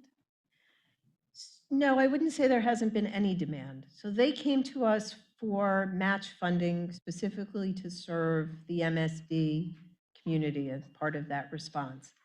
And it's not that, it's not much anymore. They have a Okay. few families, 3 or 4, but it wasn't enough. They'd like to serve other families. They, you know, with COVID, there's a lot of bereavement that's happening, but under this match, that's not wouldn't what be it was applicable. for. Okay. So if they want to come back, they're free to come back to us. We have no problem with the program. It did fine. They seem to be effective, but that would really be a new request for funding, and they'd have to have different leverage because they came in, I believe, with Parkland Cares money. Right. So So the lack of demand isn't for their services, but it's for that specific contract, the way that we had it indicated and who they were specifically going to serve. Correct. Perfect, thank you. any other questions on tab 2? Angie, any public comment on tab 2? No public comment. Okay, cruising right along then. Sorry, Paula. To you. Yeah, it's okay. I didn't have my hand up. It was just that I think that as all the kids are going back to school, you know, what you talked about with regard to abuse and reporting, and then even, you know, evidence of bereavement, I think that's, you know, a story that's left to be told with regard to what's going to be seen. And so, you know, I'm just glad that we have that money in unallocated in case there's a greater demand than for these services than is anticipated. Thank you. Yeah, normally I feel more capable of divining what's to come and would have put money in places. So we think it, I'm sure it's going to happen, and then we'll have more information, and I promise you we'll be ready to react quickly when that comes. Okay, child welfare supports. So this, again, is this is a bucket of a few different things to look at how we can both keep people out of child welfare or move them quickly from it. We have the adoption supports, which has been going great. The early childhood court, which we were supposed to be done with, but not quite yet. The judge would like one more year. The contract we were piggybacking on has almost a year left in it. So if we could keep it up for that length of time, it's doing well. There's still the kids definitely move through faster when they go through the early childhood court. There's some resistance on the part of some of the parents because of them moving through a little faster, I think would be the. And it's more intense. You see them more often. You know, things are expected a little bit quicker and a little bit more. The legal supports is going great. I know you want to grow it, and we will. But, so this goes back to the 4E discussion earlier. So you'll remember mid-year last year when we knew how much money came in that we recouped, we reinvested it. So there is some growth here annualizing that money because we put it in mid-year.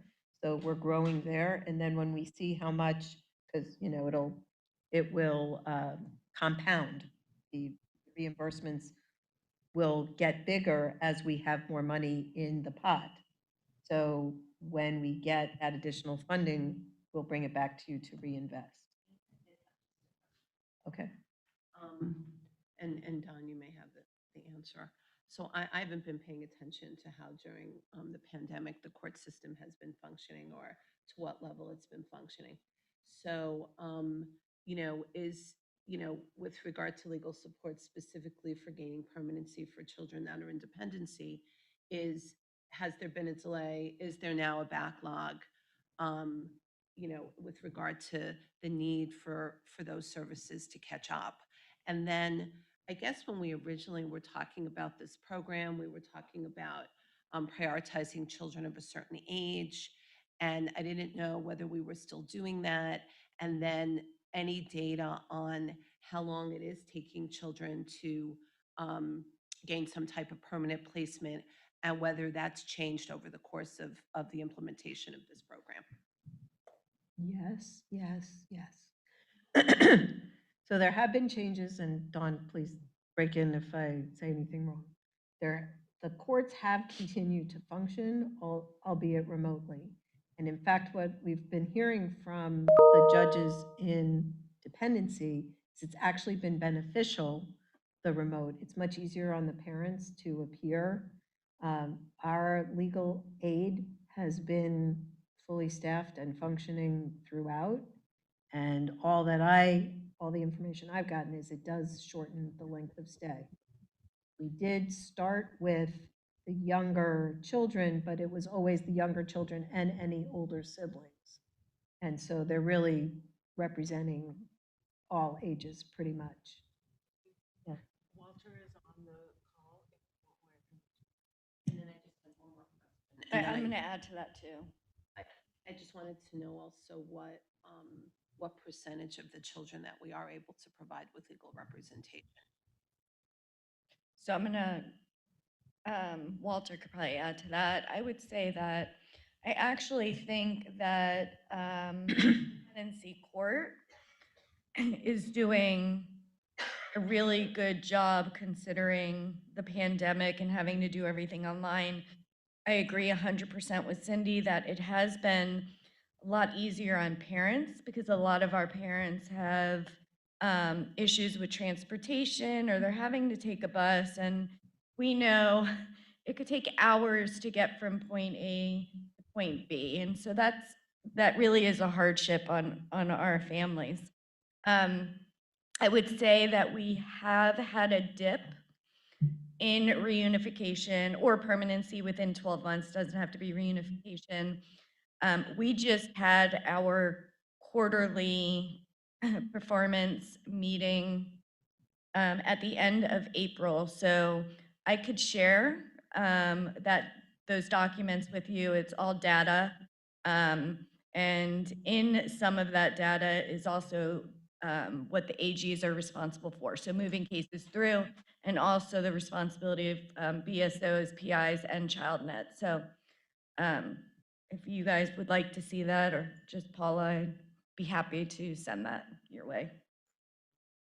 And I'm not expecting you to have like this committed to memory, but what was the dip in achieving permanency within 12 months? If you don't have it, that's I don't have it offhand. I mean, we weren't, if I'm remembering correctly, we weren't really that off. And then we kind of made within the 15 to 18 months. So it was almost as if it like just missed it. And that could be for a whole bunch of different reasons. Parents didn't quite complete everything at the 12th mark, but by the 14th they did, or, it could be that we just didn't get the hearing in time. So it could involve any different entity from the dependency system. But the PowerPoint I have has all that information in it. And then Walter. Can you guys open Walter's mic? He's just requesting that everyone speak into their mic because it's a little difficult to hear. Does he have anything Walter, do you have anything to add to respond to Paula's questions about how the legal aid contract is working? Good morning, and thank you very much for this opportunity. We're continuing in court, as you heard, and services, and it's not just more accessible for parents, but youth do not have to miss entire days or half days of school. The numbers for permanency did go, were consistently getting shorter. There was a little blip, as you heard from Dawn, but I think that's also in part due to some hesitancy for placements, reunifications, based on COVID safety and whether everyone was ready for that. So once this pandemic is over, I think we'll get a better grip on what that dip was, what reflected. And there was, of course, delay in some things like trials were initially got delayed. We've recovered from that. Do you know what percentage of the children that were able to serve through this program, both, and then the number, that aren't served? The of the total number in care, Yes. I do not have that exact percentage, but it is a small percent. We have about we probably have about 400 youth total, and in care in Broward County, youth in care right now is about 1,800, I think, Don? Yes, and I'm actually trying to grab that PowerPoint now. We have, oh, that's because some of these, wait, includes delinquency in the 565. So you have both, Right. right, delinquency and dependent.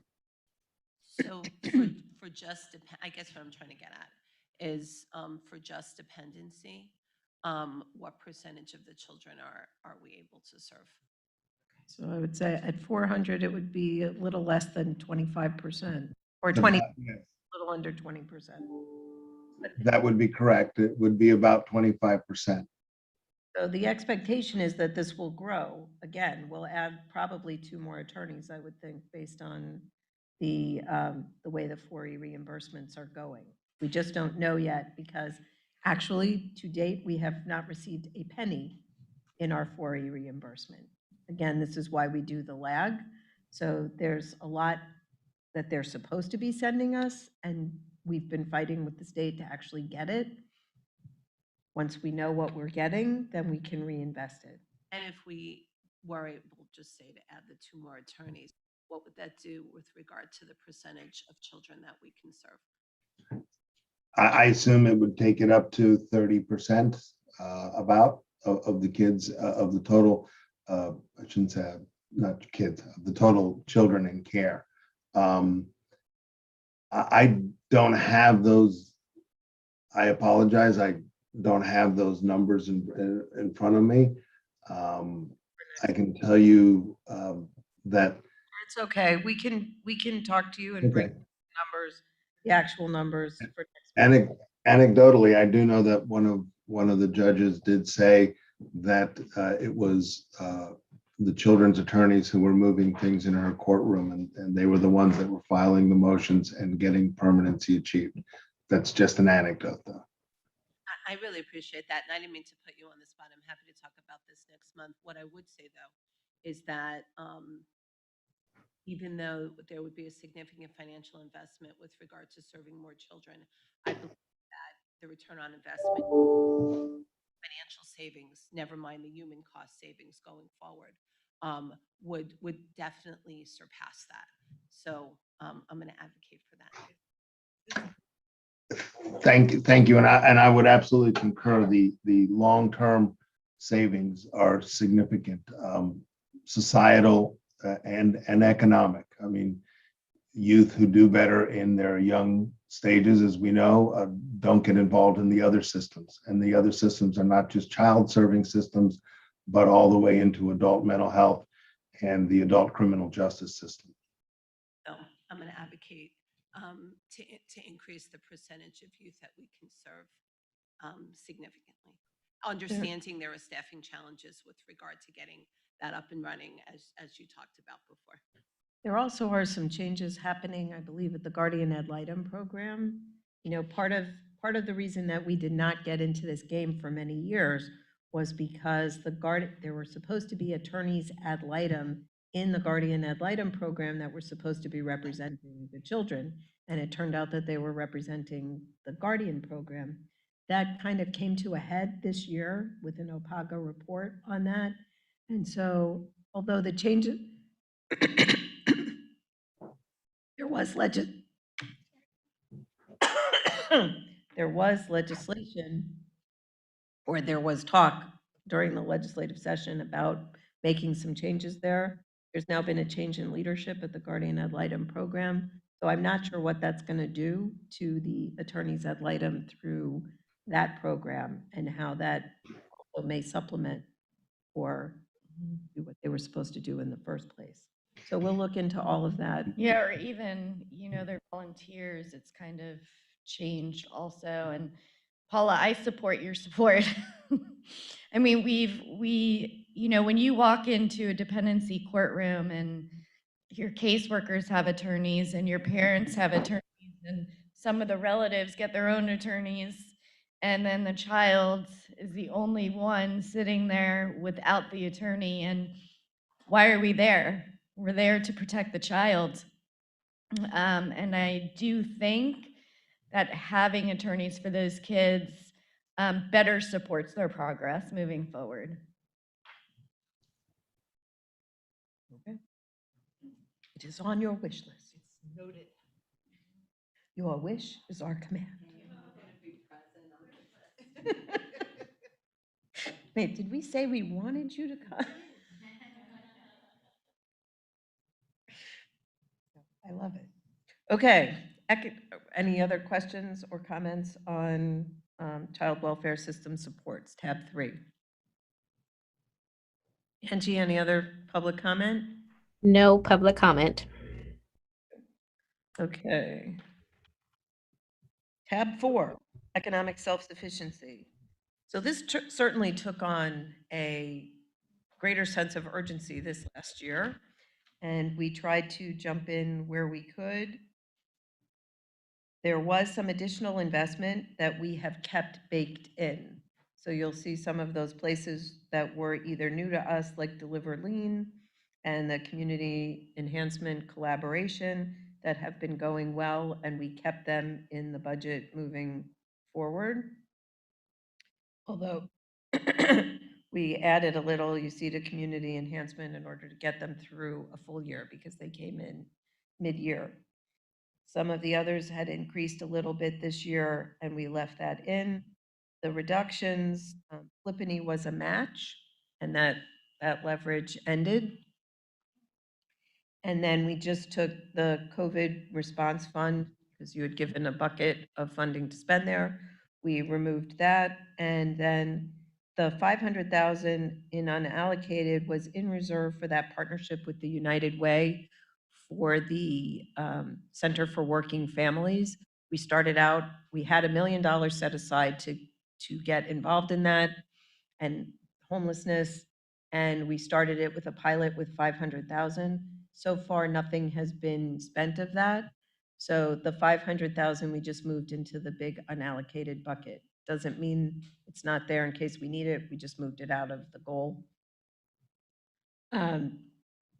This is another area that obviously there's a lot happening. This is very fluid. The county has really stepped up in a big way. There's lots of federal funding coming down. There's all kinds of rental assistance and things, the state, it's all flowing and in flux. So although we do know that economic self-sufficiency is a big deal, we didn't add money because we just don't know where we're needed in the mix. Also, I'm really hopeful about the child care tax credit. I didn't mention on Tuesday, I was asked to, got a last minute request from NBC 6. I was interviewed about the child care tax credit and its impact on children, and it really has the potential to make a big difference. It does not count against families in terms of their eligibility for services, so that's important. But it'll add, could be, $3,600 is a big difference if you're really on the bubble. Both if you're under the poverty level, I believe it extends to the Alice families as well. So this could be great. So anyway, that's why that stayed pretty level, and except for the increases that were already built in. I will entertain any questions you might have. Just a quick question, and I'm new to the budget process, but there were 3 items, and one happens to be in this section 4 where it refers to a deferral. In this case, it was deferral until August. So how do we treat that? Because here it's only 500,000, but in a later category, it's 4 million. How does that play out into the budget in general? What does that mean when we're talking about deferring? Glad you asked that question. Sorry, I forgot to say it. So we have counted it in that bottom line, 116 million. It's included in there. But the deferral is really for the renewal of the contract. So if we are not confident in telling you, one of the votes you'll take later is to approve the renewals. That's what you're seeing here, is the actual contract renewal amount. If it's deferred, you're not approving that renewal now, because either we don't have, usually it's because we don't have enough information. The program didn't happen yet, it's happening this summer. How can I ask you to put the funding, approve a contract renewal if we don't know if they did a good job or not? So it's held in abeyance in the budget, and then we'll bring it back to you when we have the information, and you'll get it as a separate agenda item to approve the renewal of that contract or not. If it doesn't get renewed, the money will go into unallocated, either in that goal or into the big bucket of unallocated, depending on the item. And if it does, there's money there already set aside, earmarked for that. Okay, perfect. So it doesn't indicate anything about there being any issues or anything. It literally is just a timing of that contract. It's different in the different cases. So in this case, and it usually will explain. So in this case, the 500,000, why we're not renewing the United Way, is we had only just approved that. You approved it 2 months ago. The contract isn't even executed yet. Okay. And we don't know if it's needed. So the money is there. In this case, their contract is still ongoing. We'll probably wind up carrying it forward if it's successful, because I don't think they're going to have time to use up the $500,000 between now and the end of the fiscal year. Okay, so then I'll ask about the other deferrals then when we get to those sections. I'll try to remember to tell you, but if I Thank you. forget, please ask me. Okay, thank you. Okay. Any other questions on tab 4? Any public comment, Angie? No public comment. Thank you. Okay, goal 5, water safety. So we talked about this, drowning prevention. Our Swim Central partnership is going, well, I was going to say it's going strong. The partnership is going strong. Swim Central has been doing almost nothing because the pools have been closed. So this is one of those areas that contributes to our large fund balance. I can't pay them, do not deliver services. So as much as we want them, they couldn't go on, but we have reason to believe that they will start up again. And our hope is, this is one of those where talk about pent-up demand. We have a whole group of children that missed out on their water safety lessons in the group that we are most concerned about. So while I left it flat in this recommendation, we may likely come back to you later in the year looking to put more money into this, but we want to see, I don't know how fast it's going to get up and going. Also, with so many children, they get time, they get bused, some of them from the schools to the pools. With all the concerns about the academics, will they go? Should they go? What does that do? So I'm just not sure if that will gear up that quickly. we're exploring in the Drowning Prevention Task Force other ways that we could reach out.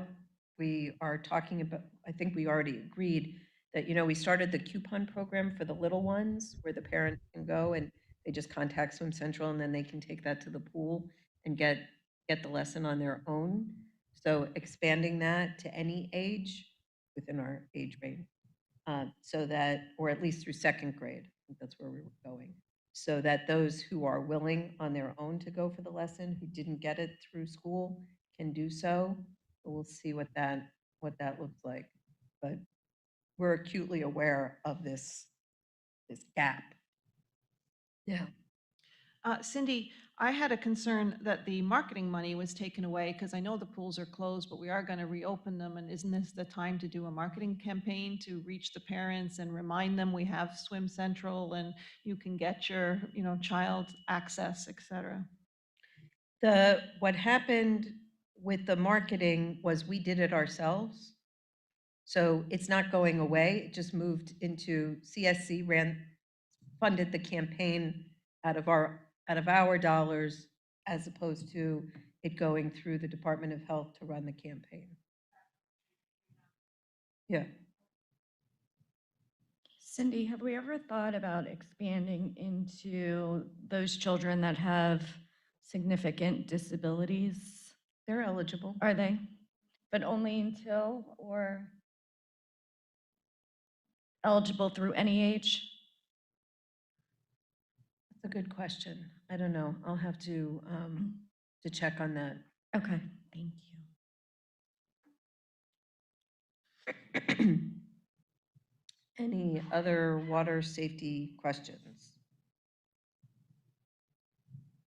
Okay.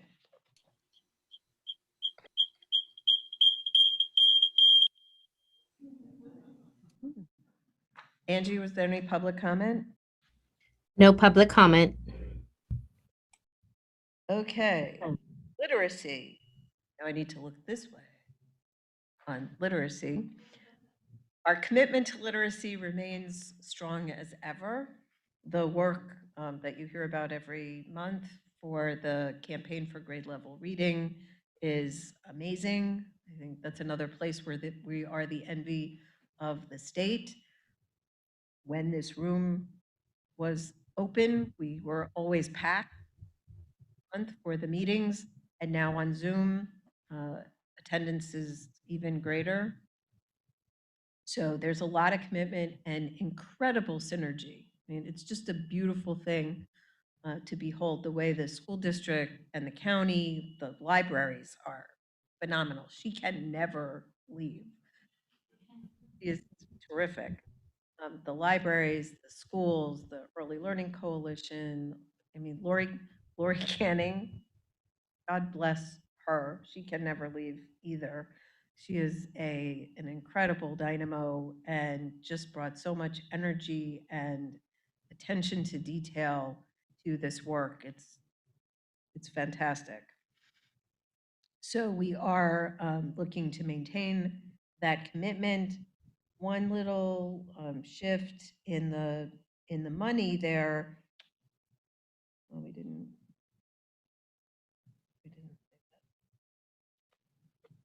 We're looking, I guess, because it's staying flat now, for CSC to really just buy the books for the Read for the Record.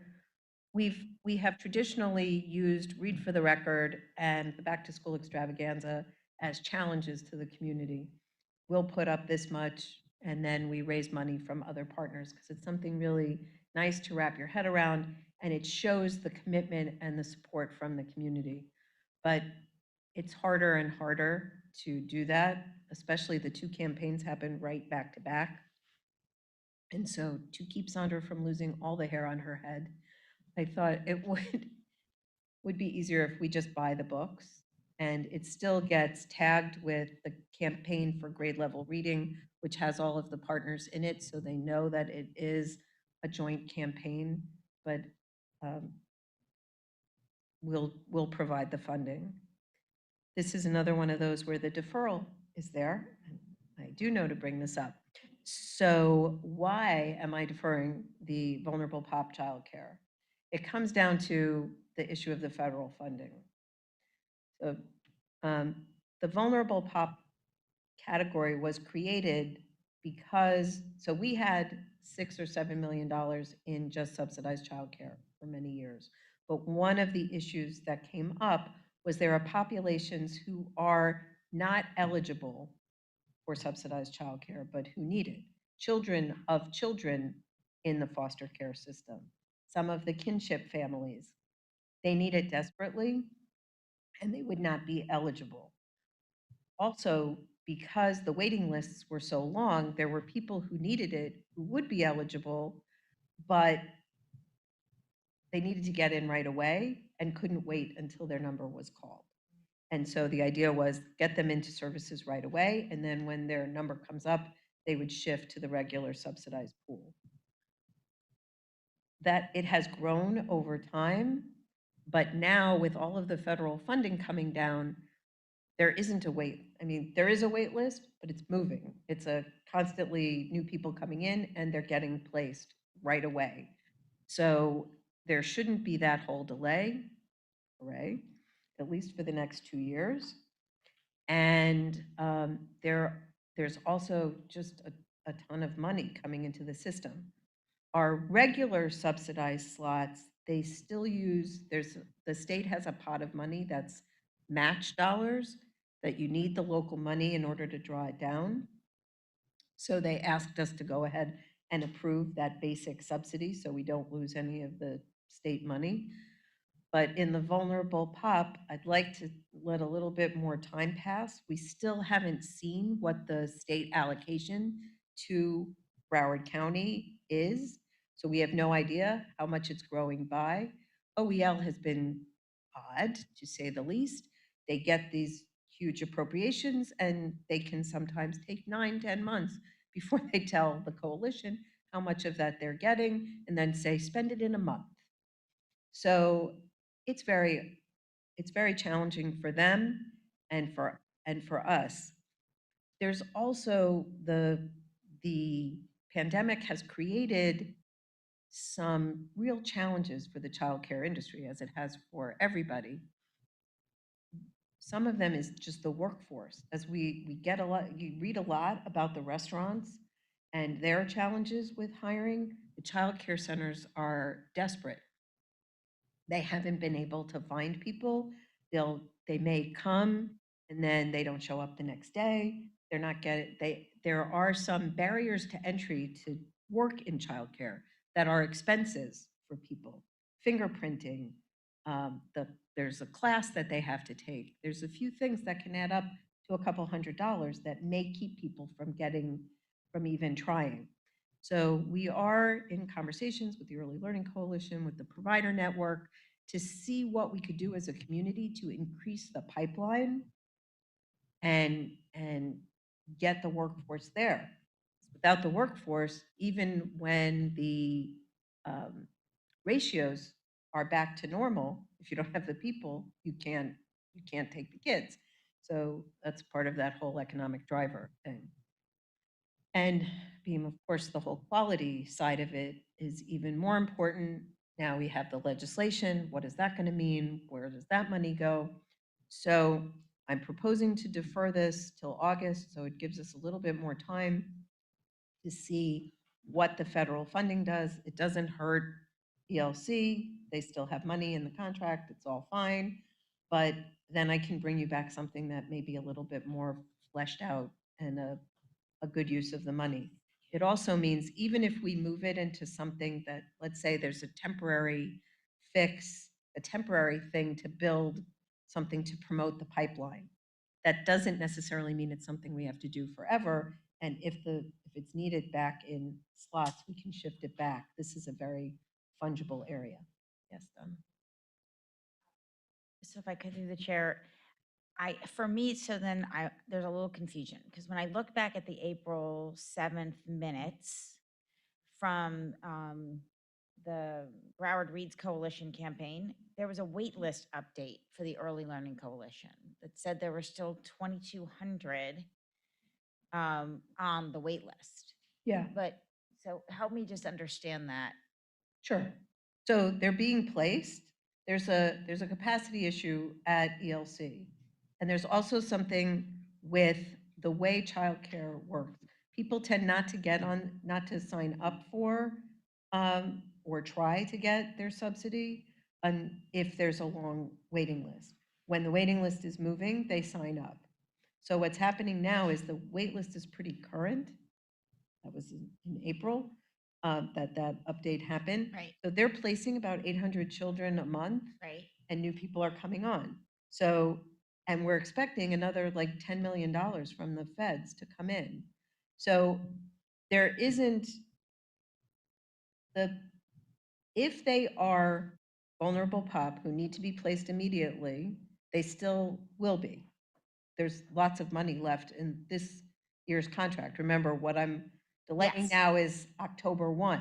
Right. So there's no holdup. Okay. And there won't ever be, because the likelihood is I'm going to recommend to you some money still in vulnerable POP.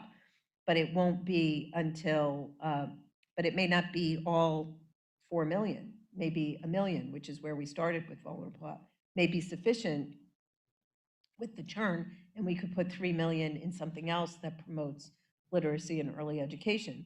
Maybe 2 million, and maybe 4. Okay. So, and I appreciate, I'm sorry them taking up this time, but I'm just trying to get a comprehensive understanding as I'm, kind of reading through all the information, and it just seemed like there was a little disconnect. So I appreciate that. That's helpful. So thank you. Also, my handy assistants made sure to show me that we prioritize with vulnerable POP 0 to 5. And it's also important to remember that some of the children on the wait list are school-age children who don't get placed through the vulnerable POP.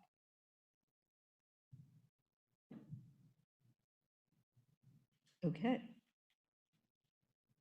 But in any case, we are not looking overall for this goal of reducing really, except for the unallocated carry forward.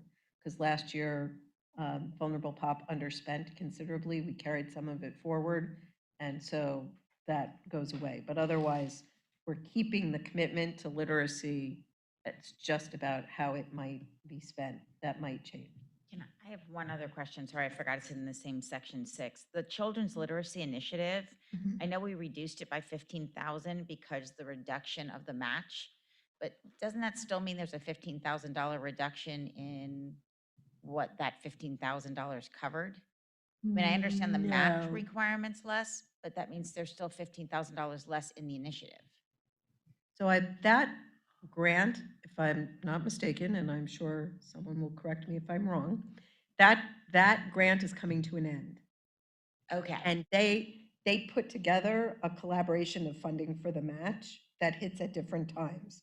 So there was no indication that our reduction for that grant would cause any. It doesn't impact the service whatsoever then? Is not Okay, supposed to. perfect. They had the funding for the time they needed for that grant.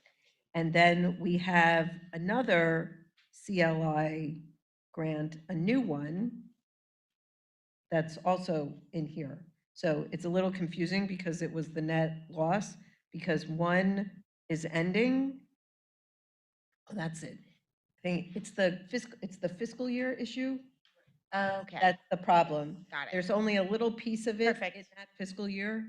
I just wanted to make sure we weren't Yes. taking it away because the match wasn't required. There's still services that are provided through any dollars that we provide. So, Yes. Okay, They're perfect. going Thank to you. have 117,350.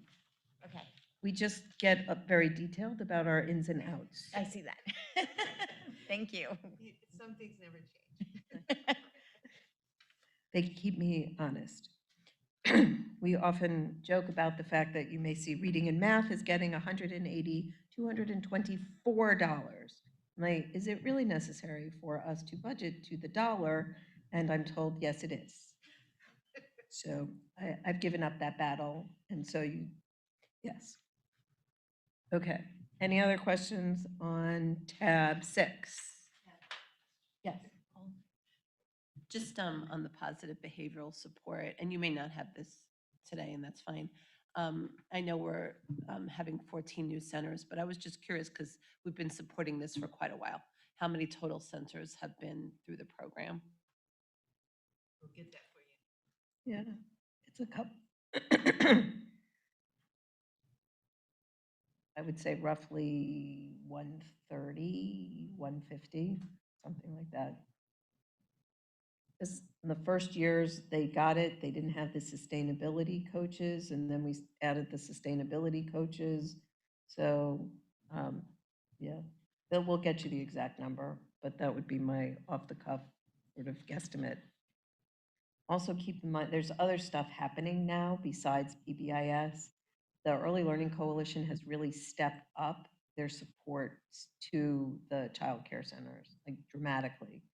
As the additional money comes in for the subsidized child care slots, that also increases the quality dollars that come in. And now that the Early Learning Coalition is managing it all, they have a dedicated department to supporting the child care centers.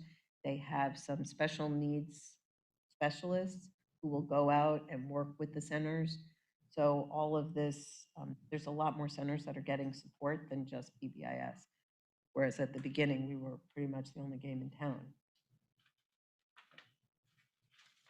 Angie, any public comment? I have Denise Matherin with her hand up, but she did not state which tab she is speaking to. I will allow her to talk.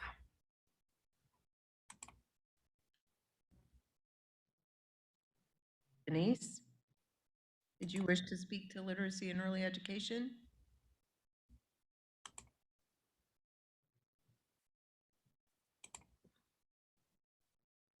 Denise, if you could just specify which tab you would like to speak to, we can get you in there.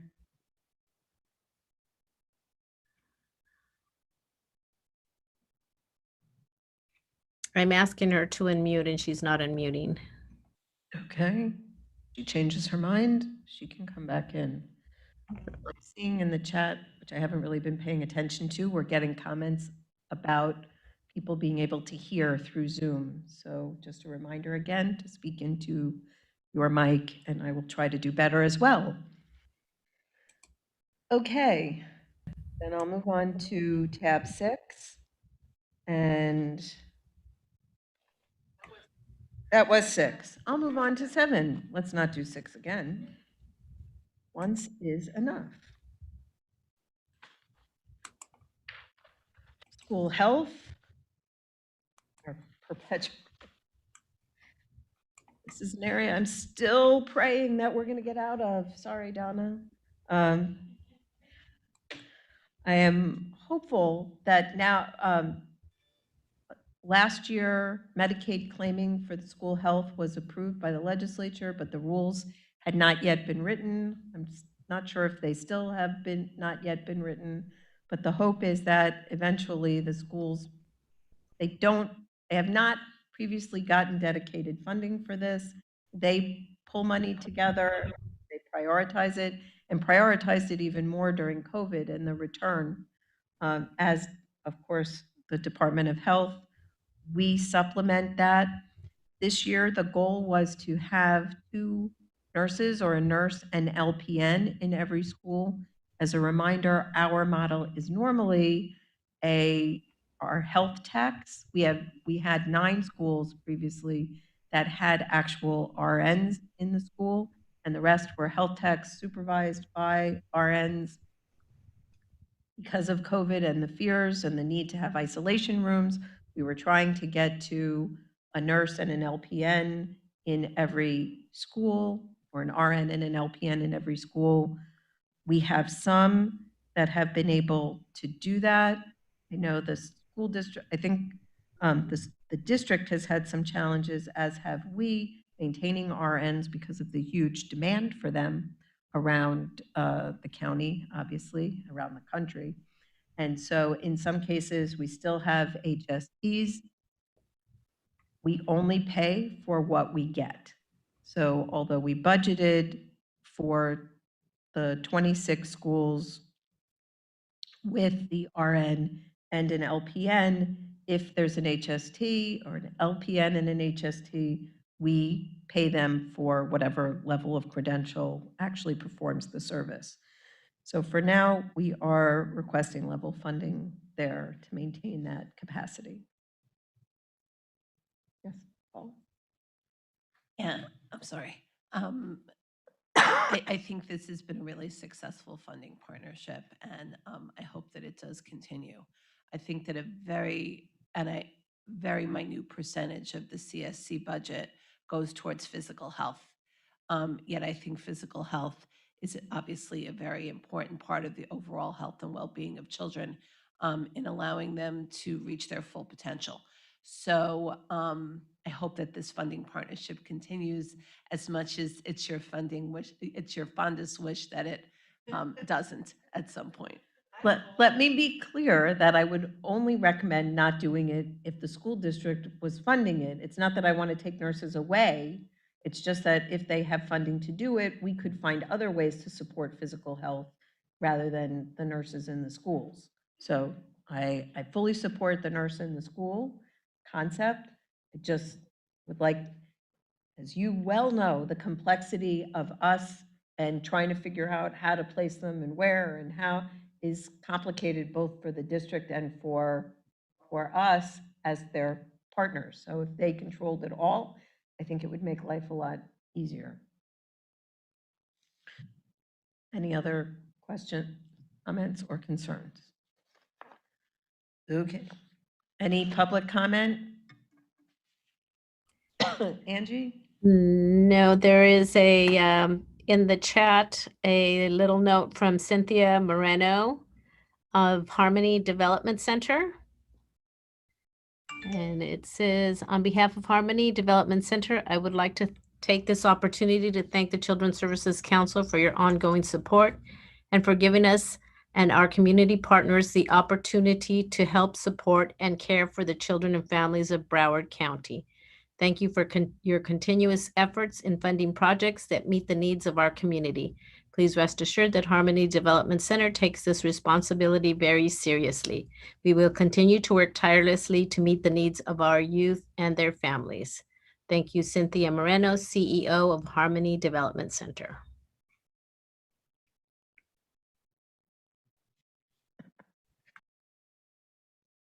My watch decided I was getting a workout and has.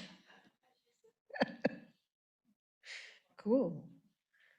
Okay, so most elementary school, this has been an area hardest, obviously, by COVID.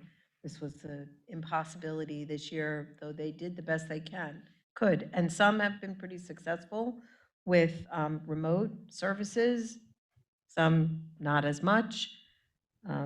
Again, the ratios make a difference. So what we did here was we kept folks level. You see those reductions, but they're not really reductions. It's because most is scheduled to go out for an RFP this next year.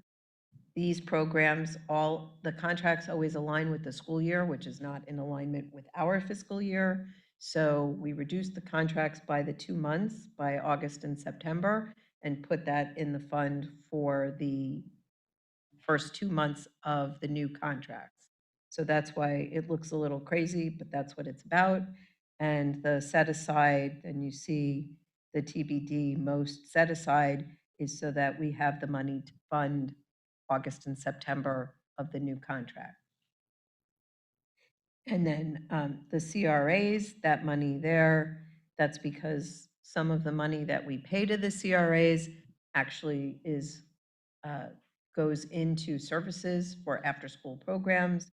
We get to classify it as children's services because of that, and then we're just anticipating the same growth. We have nothing to say about it.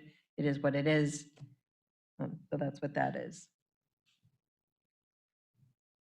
And then the Reading Explorers program. So our wish list is for the Reading Explorers program. That's the big thing in this tab, is to improve there's this great program that we have been introduced to that works with providers and families to improve the foundational reading and comprehension skills in children. Kind of a toss up as to whether it belongs in most or in literacy. Could have been either place. But the point is, it's $1 million. But they will do, it's again to promote that literacy and reading, focusing on first and second graders. That's why we put it here. To get small group tutoring services provided by teachers. It's really tailored. It would be another tool in the toolbox of helping those struggling readers. As some of you may know, I know some of you know this, I saw it firsthand when I was a literacy coach through TutorMate. And I had the first two, which is through the computer. You sit at your desk and they get called to the computer and you're tutoring them that way. My first two kids were great. I saw them make leaps and bounds gains through that medium. My next two kids could not reach them that way. It was just not the right medium for them. And so it's important and then we have Reading Pals, we have, CLI in there. I know the district has a ton of different resources. So this would be one more tool in the toolbox. The Children's Trust has done a procurement on this, so we would piggyback on their procurement. And the $1 million would serve approximately 70 sites, 1,100 children for the summer. Cindy, Maria is ready to speak if there's any questions on this. Okay, any questions? Was it suggested for this summer, or this is future thinking here? It would be next summer. They wouldn't have time to put it together for this summer.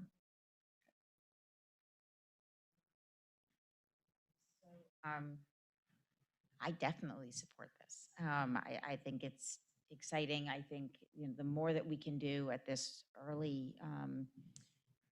stage, we talk about what the benefits are. The benefits just you never get behind. And this obviously leads to success in all other areas. I do want to speak to something else though in this category. So after we've contemplated this particular program, I'd like to add one other thought.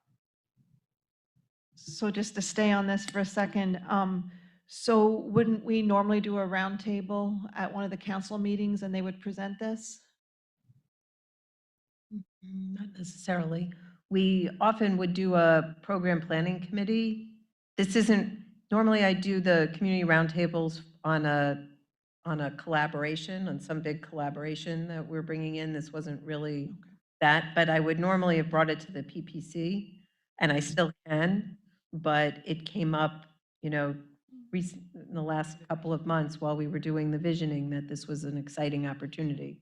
So you can approve it now, or you can ask to do a PPC on it, however you feel comfortable moving forward. Okay. Oh, also, because we weren't doing an RFP. That's the other reason. I will usually do a roundtable when we're contemplating a new RFP so that you can understand how it all fits together and what the RFP is going to contain. But we weren't doing the RFP here. We were piggybacking on one that the trust did. Can you just send us some more information on it? Absolutely.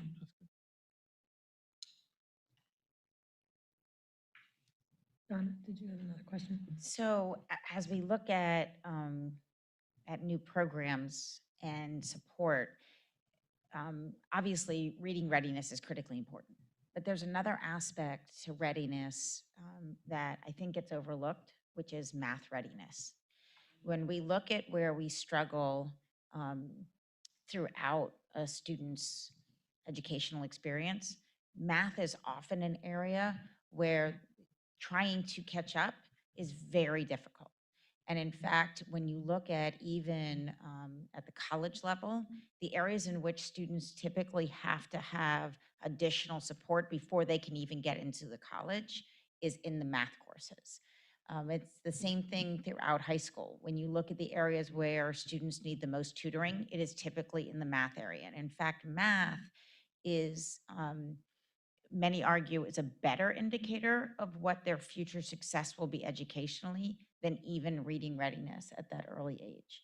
And so I would ask that we would consider, I asked that the school district with my school district hat on, but as we look at different things that we can do in terms of early readiness support, I would tell you that that's an area which most of our preschools don't spend any time and would be something that I would like us to at least explore.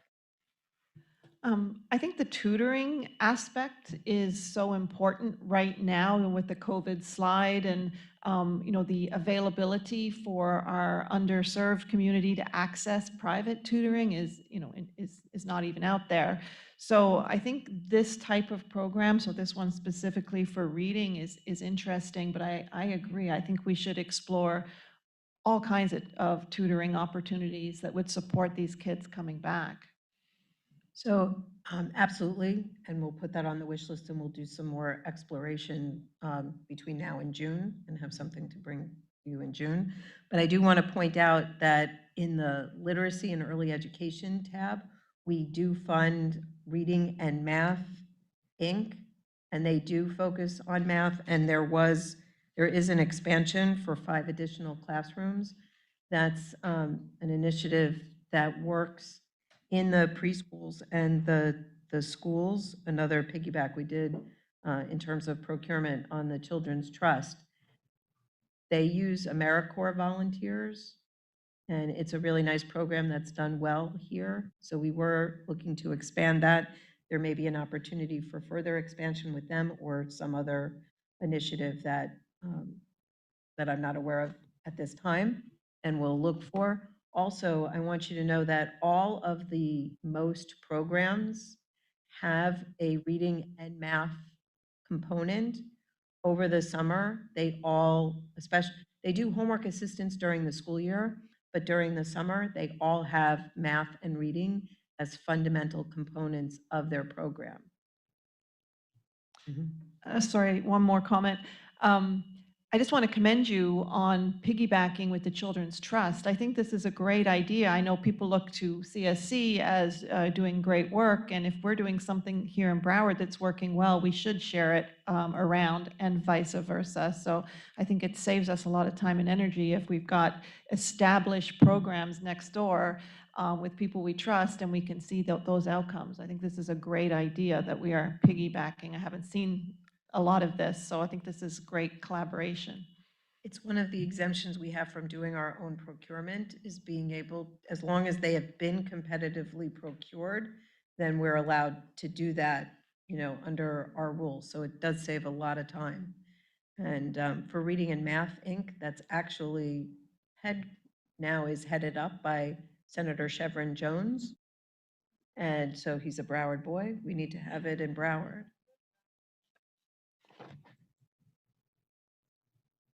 Any other questions on that? And please don't apologize for commenting. I really appreciate it because nobody wants to hear me talk for 5 hours, and it's nice to know that you care. We spend a lot of time putting this together, and it's nice to know you're paying attention. Okay, so, and then to point out the deferrals for the summer-only programs, in case it's not obvious, we defer those because the summer hasn't happened yet, and so we'll bring those back to you later. Okay, out of school time special needs. Again, same story, they're doing as well as they can. Some of those opened up earlier because they recognized that the special needs young people needed the face-to-face. The one exciting new initiative, you see, we have the reduction and then the addition, because we like to show you everything that's happening. And so we are adding, the component we'd like to add this year is this music therapy. We've had a couple of programs that have had that integrated, and it's been really, really beneficial for the young people. And so the other programs wanted to be able to integrate that as well. And so we're adding money for the music therapy and then taking out the dollars that we need for August and September. And then in the set aside for August and September, there's that increase to allow us to build in the music therapy into the base allocation next year moving forward. Any questions about any of that? Okay, No public comment. thank you. Oh, and then respite, sorry, I almost skipped right over respite. So you already discussed the respite procurement, which just went out. And so there was an increase with adding the other provider, was an increase to the budget. You had already added a little bit more in anticipation, but it came in a little bit higher than we thought, but it expands the capacity of that system.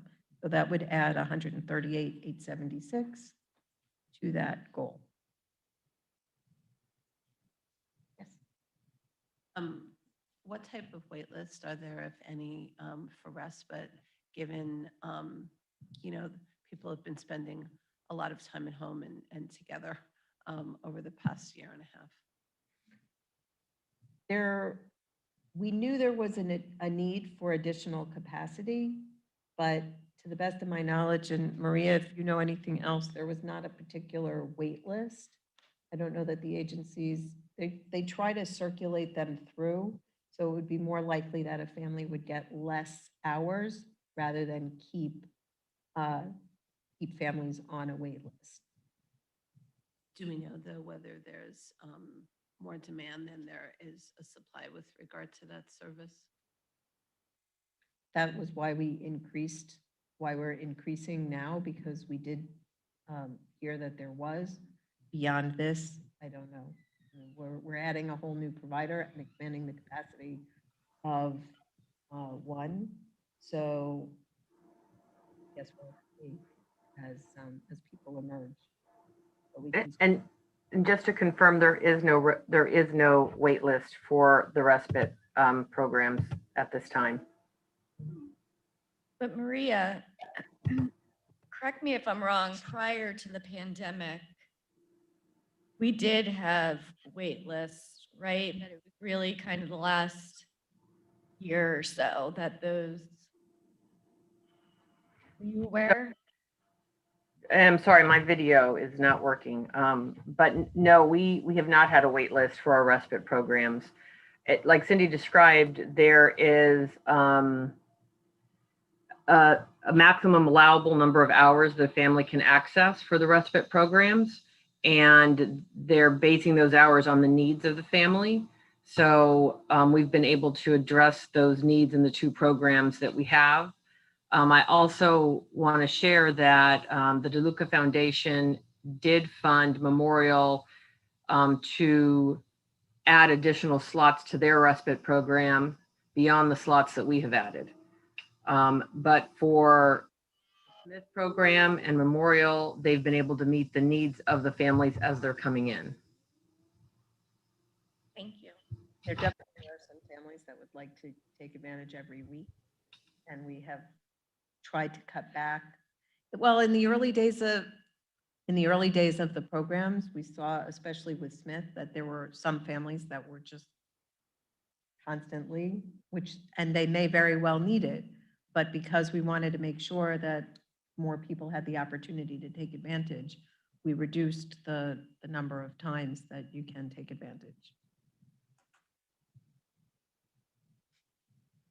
But we'll keep an eye on, I mean, in all of this, anything related to mental health and supports to families, we'll be keeping a close eye on to see, because there's one of the other impacts on respite is people being comfortable having their children be in a center, be someplace.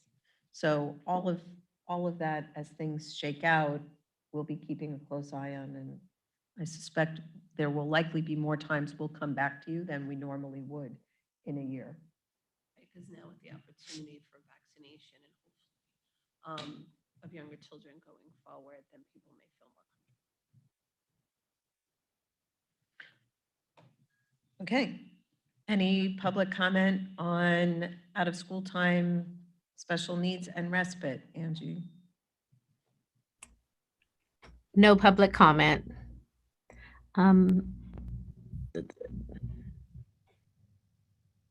Okay. Tab 10, middle school initiatives. Well, Maria really addressed this earlier. So the programs, we had just done the RFP. They are doing well. The youth force programs, well, let me rephrase that. The youth force programs have been struggling throughout this year. They've been struggling. They have not been able to be on campuses. They've been trying to engage the young people, but we have those that are, we have every reason to believe they will do well when they're back. And the expansion is, as Maria previously outlined. So there's that. The Wyman top training, there was some additional money that was needed this last year because we had 2 new people certified on our staff because our staff become the trainers.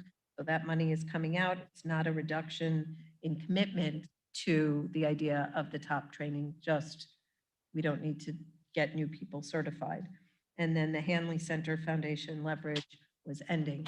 I have reason to think they may come back to us with a new leverage, but that one ended, and so they'll have to reapply and go through that process again. Any questions about youth force? Yes? Yes, I'd like to ask Maria in this section, my question that I asked Cindy earlier concerning child trafficking. Are we addressing it, Maria, in any of these programs, or have I missed it anywhere? Because I'm not seeing it. So, and Kathy, I have to apologize, for some reason my video won't turn on, but so within Youth Force and our Leap High programs, we do include the success coaches that provide the informal counseling, assessment, and linkages to additional services if necessary. So if through that process, we see the need to connect a child to therapy, then that is done through both the Youth Force and Leap High, all our middle and high school programs. Also, Maria, speak to the top curriculum and how that addresses, that should provide a protective factor on human trafficking. Right. So thank you. We've been doing the top curriculum for, gosh, well, I don't even know how long, many, many, many years.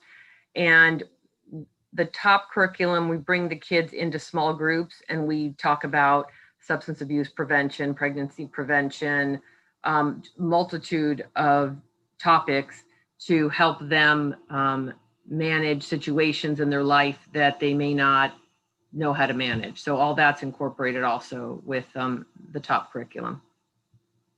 So they don't address, so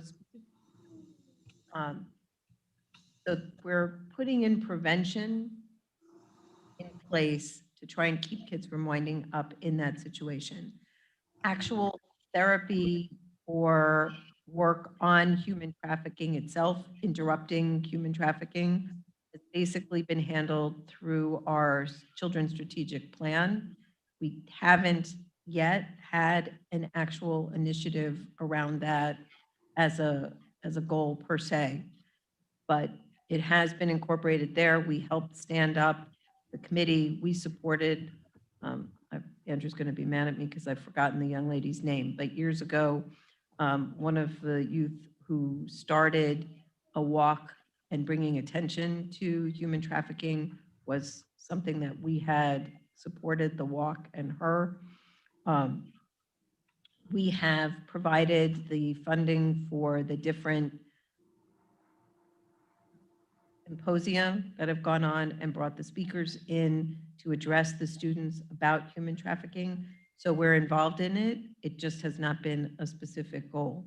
If you'd like us to do that, that's something we can put on the wish list to explore where we would be most effective, and we can craft some language for a goal or objective around it. Well, I would like to, get the council's input on that at some point. Doesn't have to be today. And it is truly a prevention piece that I think we should consider. And, when I'm out in the community and someone says, what's Children's Services doing to address child trafficking as it's, relevant in our community, I want to know, want to have the right answer. And maybe it's not a lane we need to get in, but we do prevention. And if it is, as severe problem as I'm being made aware it is, then we should be doing something. So I would like to have the conversation at least.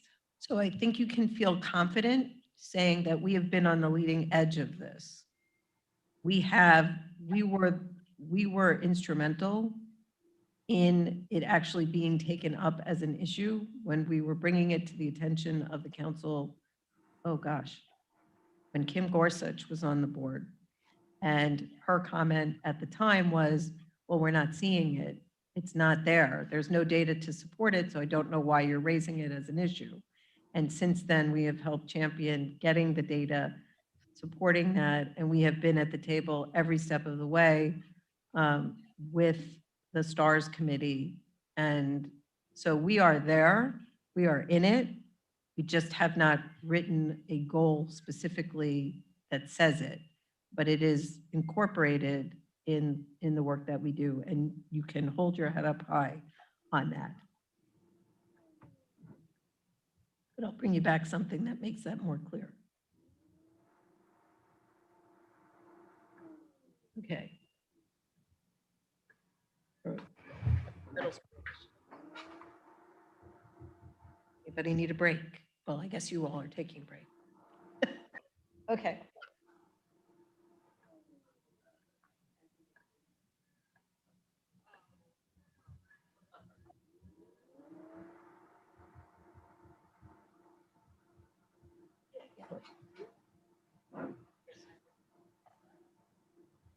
No, can we take a 10-minute break? I can walk you up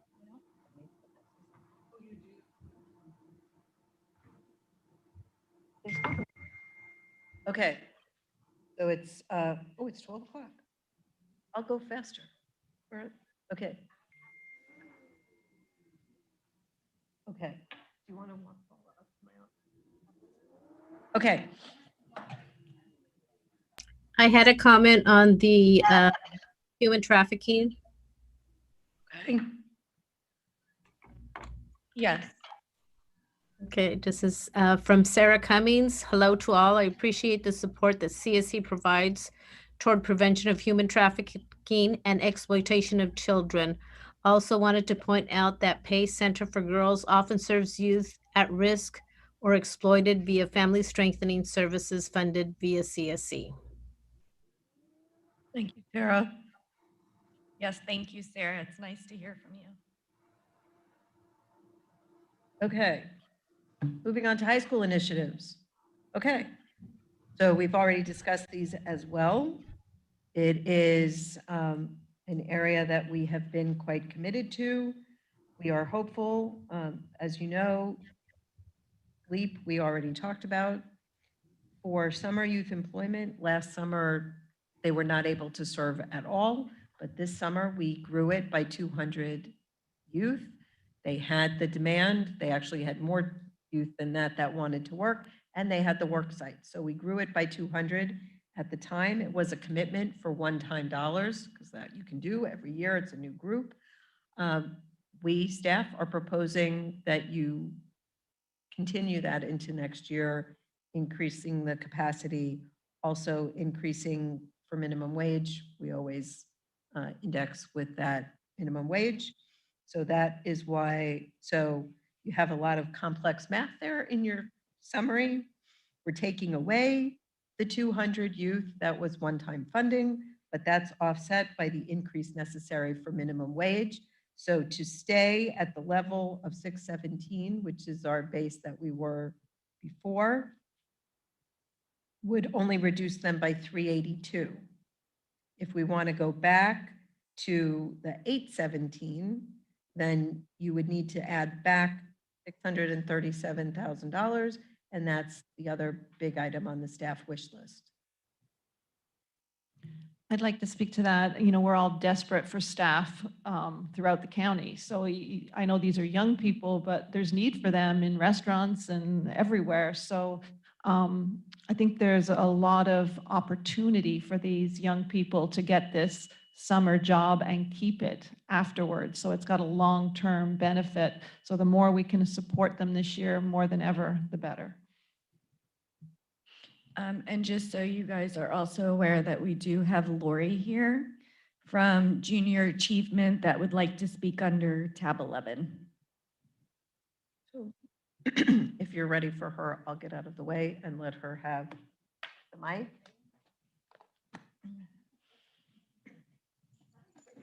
Hi, Lori. Come here. I'm going to wipe it down. Okay, I will start the.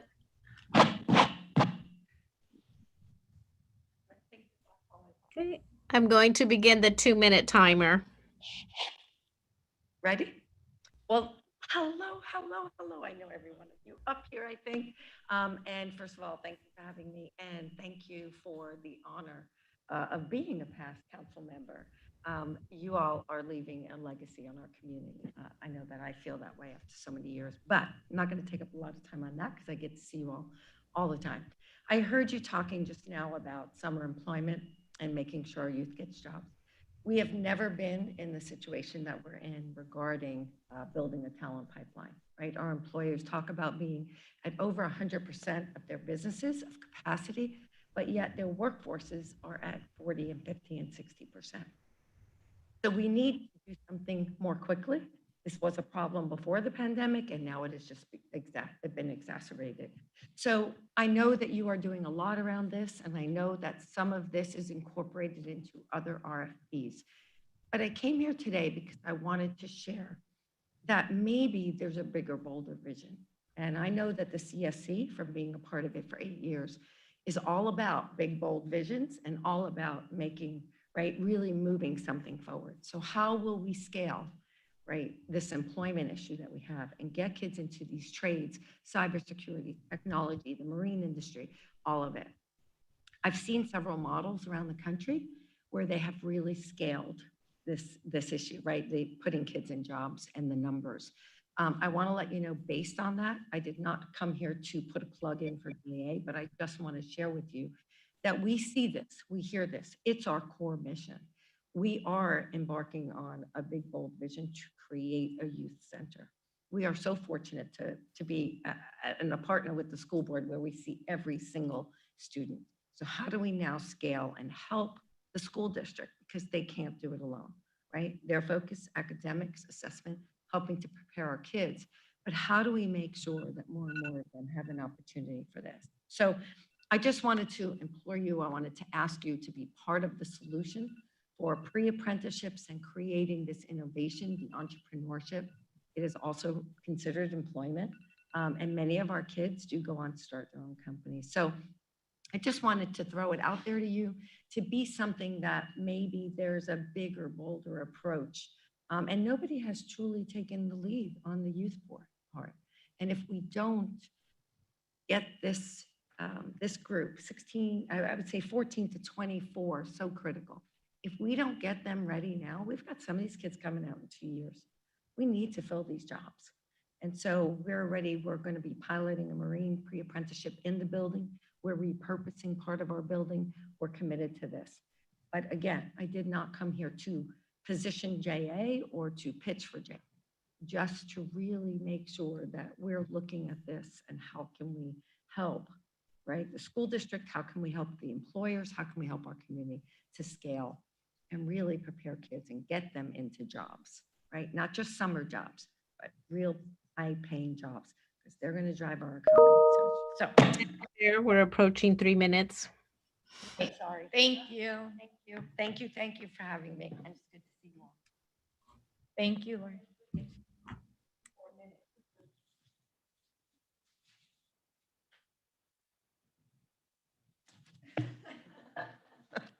I had to relay.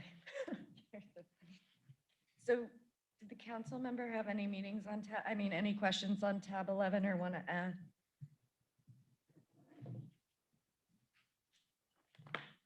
Okay. All right. Tab 12. STEP. Another groundbreaking program created by the Children's Services Council and the late Herm Fishbein, may he rest in peace. Quite a visionary that we had on staff in our early years, developed the special needs training and employment program, And I'll give a shout out to Piper Weber, who has maintained these programs and kept a great eye on them and monitors them beautifully and really looks for ways to keep enhancing them and gives our young people with special needs an opportunity to really taste independence. One of the things, supported employment is not a new concept that CSC created. Obviously, it's existed for many years. But one of the things that STEP did from the beginning is try to empower the young people to really make some decisions about what they want to do and where they want to go. And I remember, forgive me for reminiscing for a moment, but Herm talking about when we first started this and the parents would come and they'd want to go into the interviews because they wanted to say what their children wanted what their children wanted. They're like, no, one of the important things is for the young people to learn self-advocacy. And that's been one of the hallmarks of this. They need to go into the interviews. They need to be able to say what they want and how they want to develop. And it's been a very successful, one of those programs that always makes me cry when I'm at the graduations or, when the young people speak of their experiences. So we definitely want to maintain our commitment here. This was bid out with, did I skip over the second half of youth development? No. Yeah, we talked about, that was in tab 11, the youth development, bridge to life and all of that.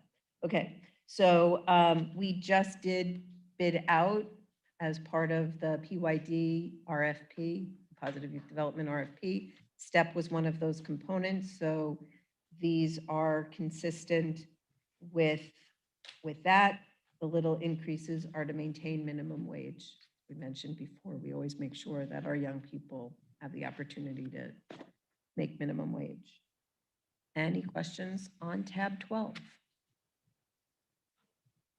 If I could just, so I am a huge advocate of apprenticeship with our school district. Our CTASE programs overall are one of my passions, and it's something that I'm very active in making sure we support and expand at the school district. Whether or not that's something we as a CSC want to get into, obviously it's very aligned with what the school district does. And I don't think there's any question if we talk about what the benefits are in terms of developing our students, supporting our kids, and making sure that they have a future as well as supporting the community. I would certainly be open to the conversation, but it's a whole nother direction for us, I think, if we get into that avenue. So what I will tell you is I actually have a meeting with Ms. Salarulo, and I know that JA and there are some other programs actually that are taking off in this area. I'm going to explore that further with the school district. But what I will say that if I feel that there's some aspect of it that may be a good carve out for us, I'll bring that back because I do think there's a place for us to be supporting it. I think it's just a question of what does that mean to us? I mean, it could be a very big ticket item. So I think it first makes sense to see what further can we do at the district level. And then again, I'd like to be able to at least bring it back as something we might consider here as a support aspect of it once the district potentially takes on a bigger role in that. So I just wanted to give that feedback. I thought that was appropriate. Yes. Yeah, Donna, oh, I'm sorry. Donna, I completely and 100% agree with you. I think that, right now we have great people out there that have the expertise in this, that are doing great jobs. Now, do we need more? Absolutely.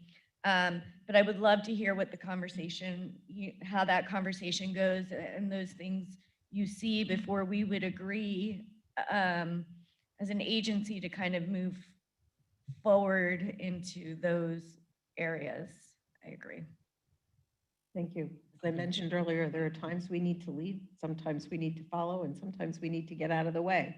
So we have been supporting initiatives, as you see, we have some internship programs, especially related to the kids aging out of foster care. That's something we've always supported. Summer youth employment, we've always supported. Bridge to Life, we're in there trying to end the prosperity initiative. So any way that we can be supportive, there's more of a leadership role that's necessary for us, then we'll make sure to give you the forum to, for the council to entertain whatever you think is appropriate. I also think there's some possibilities with them. The mayor just started a labor council. We had all the trades were in the chambers the other day.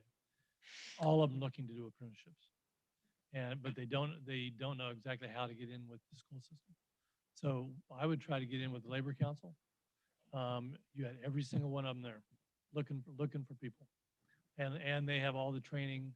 They've got all the apprenticeships, and now on all contracts over a certain amount. I think it's $2 million. The county's insisting on all apprenticeships. So there's a wealth of possibilities to do that. I know the Alliance has worked on Claim Your Future as well as My Next Move. So there's ample opportunity there. I'd like to advocate on Lori's behalf for junior achievement. She's saying she's got a vehicle, and if if the city has got this council and the school board supportive, maybe that's how we can help each other, because there's only certain things we can do really well, and we can support them financially, but JA is set up to literally get this going. So I think she's got a lot of it already going. So it's an interesting synergy. Maybe that will work.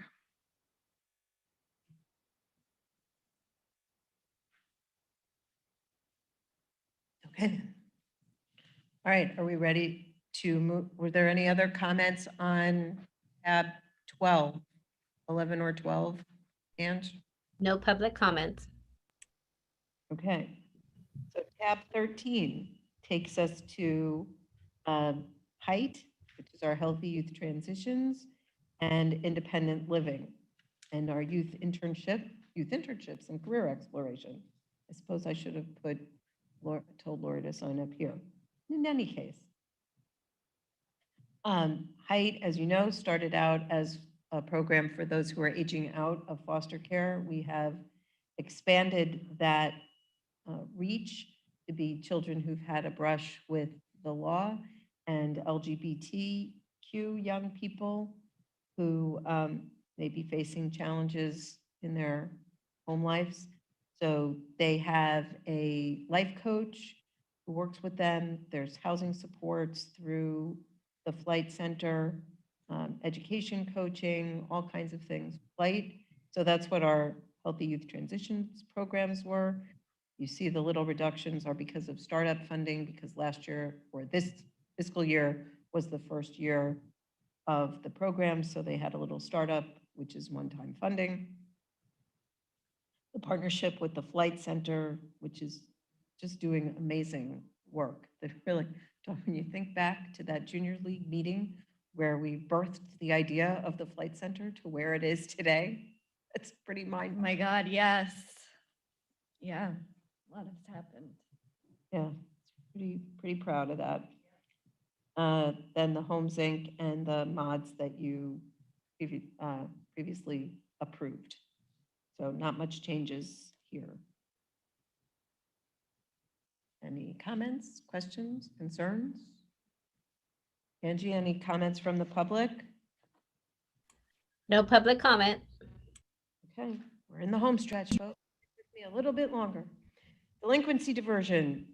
This area is also very much in flux. We've had a lot of debate around here from a variety of different angles. Arrests are way down, yay. Referrals, therefore, are way down. One would hope we could cut the funding because referrals are way down, but you don't know when referrals are going to go up again.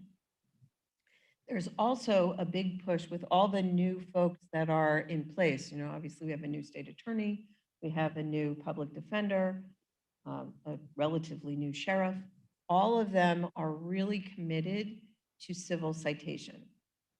And within our diversion programs, we also have, you may recall a few years ago, we've always supported civil citation. We've always had restorative justice included in these programs, but we started tiering so that they could be more, it wasn't cookie cutter, this is what you get when you get referred to a program. They actually do assessment and they give the youth the right amount of time that they think they need based on their circumstances. So there's tier 1, tier 2, and tier 3, tier 3 being the most intensive, often with a lot of mental health involvement. So utilization in this area has been has been way low. But one of the things that we think is going to happen with this new leadership is we are both looking at them as to lost opportunities for diversion that didn't happen and missed opportunities for civil citation. If they start doing more civil citations, I think you'll see more referrals, and that would be a good thing for our young people. It is important to note, some people think civil citation is you get a piece of paper and they go, see ya, you know, don't do that again.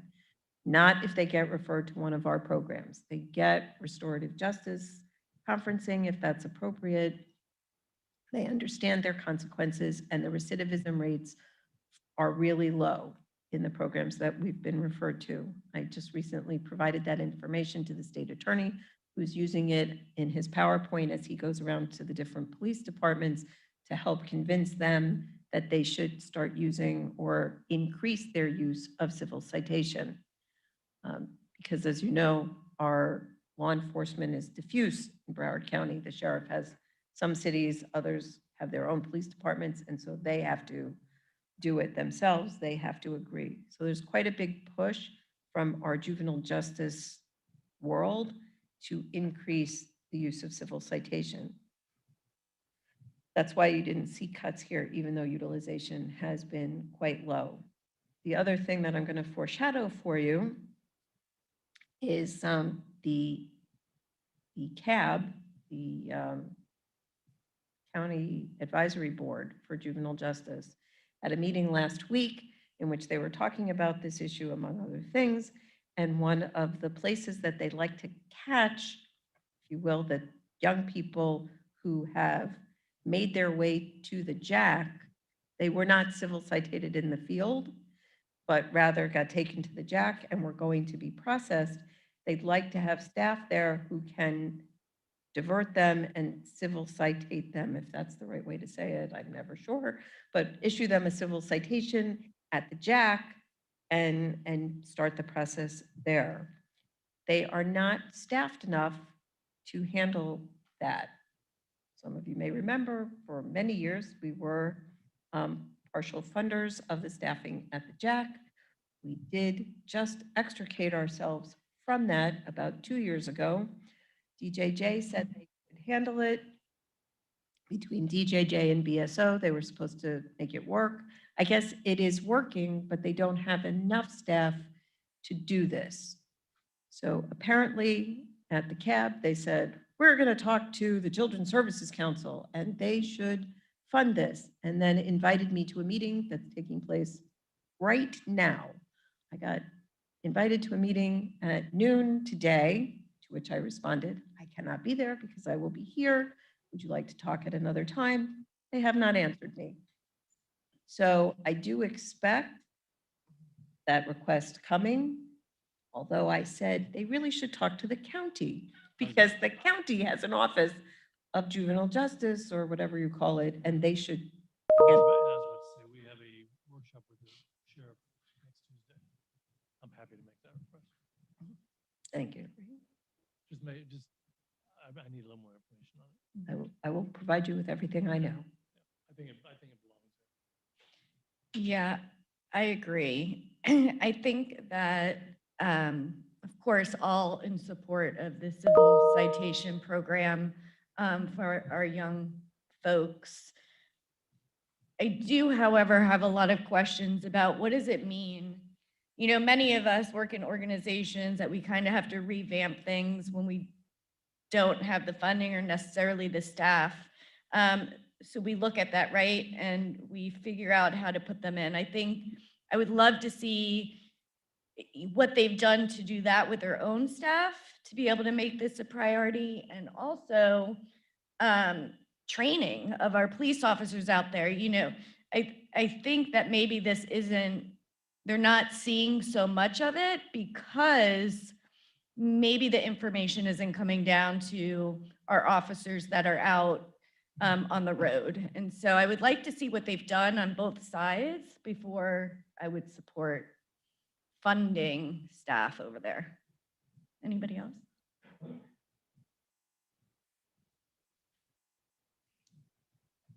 Thank you for that direction. Huh?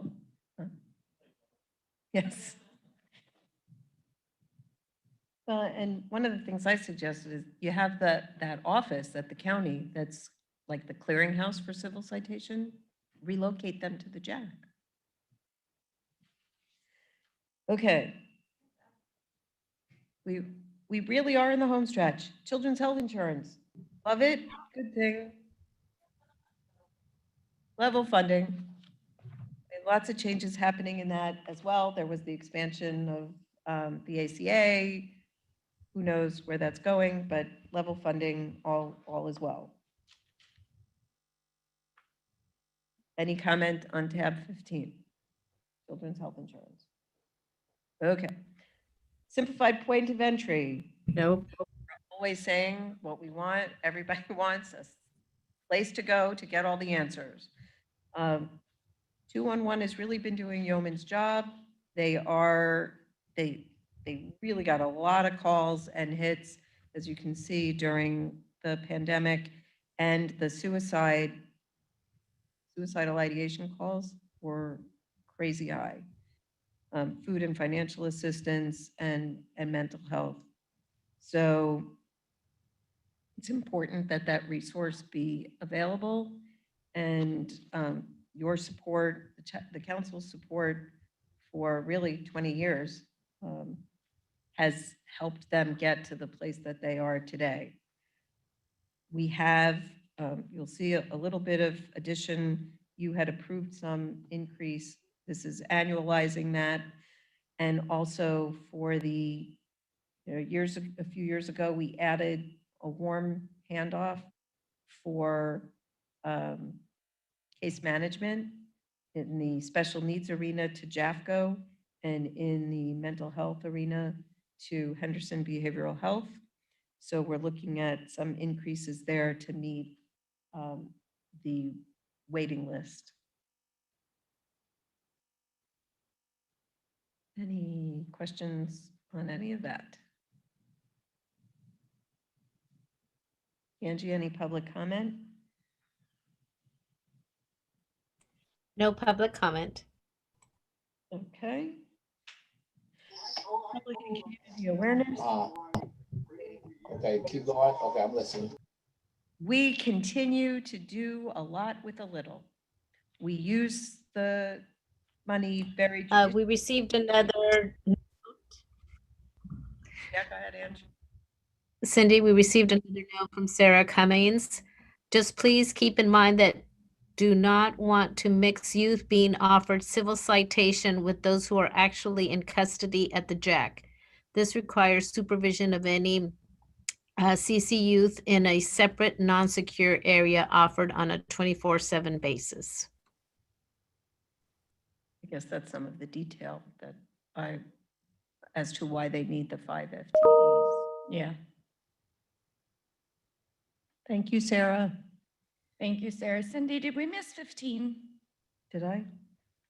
No, kid care insurance. Yeah, right. No, 15.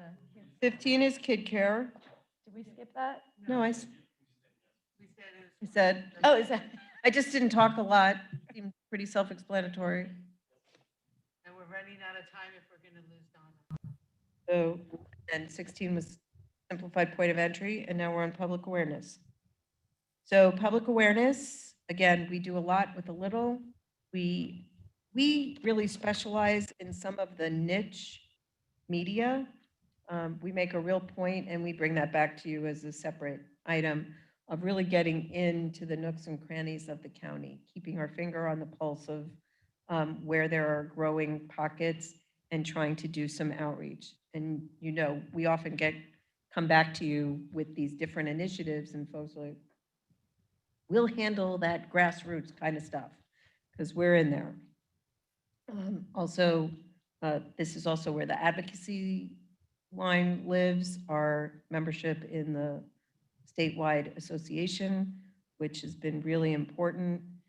The advocacy placeholder, many of the systems that serve children rely on us, and Megan, who currently holds that position and has endeared herself to all of our partners. So that's the little line for things like the Candidate Connection and other activities that we do, and her travel to Tallahassee. Our show continues to thrive, and our funded programs guide is a huge hit. The $25,000, we're just building it into the budget. It actually, we're also getting more funding from ELC. So we have to have it in our budget so we can commit in contract with Kessler, but we've been getting $25,000 from ELC as a partner in that. A little reduction in M Network, and a little reduction in the high traffic sponsorships because of the, it was a carry forward. One thing I want to foreshadow for you here that is not yet in the budget is a redo of our website. I know it was only 4 years ago, but it was 4 years ago. We put so much effort into it, but the technology has really overtaken, and this may be more information than you need, but it's on a platform called Drupal, which is really hard to work with and requires a lot of, we have to pay for time from the people who are hosting it every time we need to make a change. And now WordPress is like, has taken over as the industry standard, and it's really easy to work with. And then our staff can make more of the changes ourselves. So we're going to be doing another RFP, RF something, to look for redoing the website soon. I think that's a really good idea. The website for everybody now is so important. You know, you don't have to pick up the phone. You just go to the website, doesn't matter what it is. You should have easy access, and we should have a really good website, which we do, by the way, but I understand the back of the house is lagging, but I think that's a good idea.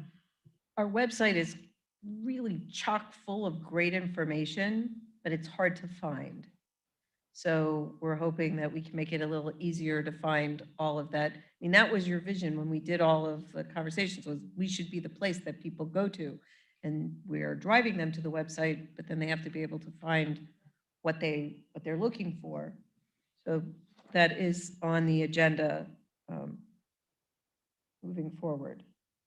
Okay. And then capacity building. Thank you. Jeff, I'm going to weigh in. We got to your thing. So we love capacity building. We're doing even more. We're looking to add more in the racial equity space. You've already heard about the work we're doing with the CEOs. We did the cadre that you approved of the racial equity. So we're expecting to see a lot more work supporting the nonprofits in that arena. Again, kudos to Sandra and Adama. The fiscal support agent, we always put money aside there because, especially now, when we put out the HEAL RFP, where we're really looking for some of those smaller agencies, as we do more work with the smaller agencies, that often calls for a fiscal agent. And so that's the pot of money from which we pull that. Just want to say that I think the work in this area is very important. I wish I had some math readiness when I'm going through this budget, all the numbers. We can't fund everybody. And I think this part of the agency is so important, is that at least give some help to those agencies that may not be ready for full funding from our board. And just encourage staff to take a look at this. I was hoping for a wish list, maybe additional support in this area. But I think that's usually a staff issue and really not a budget issue, right? So are you saying more CS, when you say more support, more staff support? Yes. In this? Yes, so next month you will see we are looking to add another staff person to support this work. And also some changes in the structure of the department, perhaps. Dave will be ready.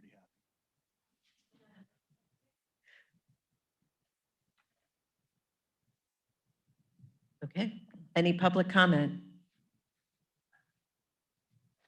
Kim Pratiano would like to speak. Okay, go ahead, Kim.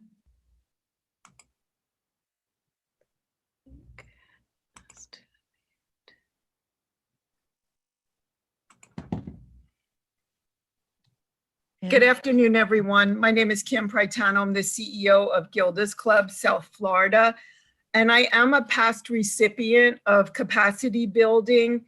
I also have been a rater for capacity building and also racial equity and social justice, and I will be rating in the future. And I want to comment in support of this program, and I think the best way to do that is to talk about how it has helped Gilda's Club. As a past recipient, we are a small nonprofit that is transitioning into a mid-sized nonprofit to serve cancer patients and their families. And when we started our capacity building grant, our budget was $825,000. It's now 1.2 million. And we're serving over 5,000 individuals, including children. The majority are children. And what the CSC did for us was the last capacity building grant was a feasibility study. And it really gave us the consulting support to find out whether we had the capacity to grow larger and to serve the community in a way that we knew how.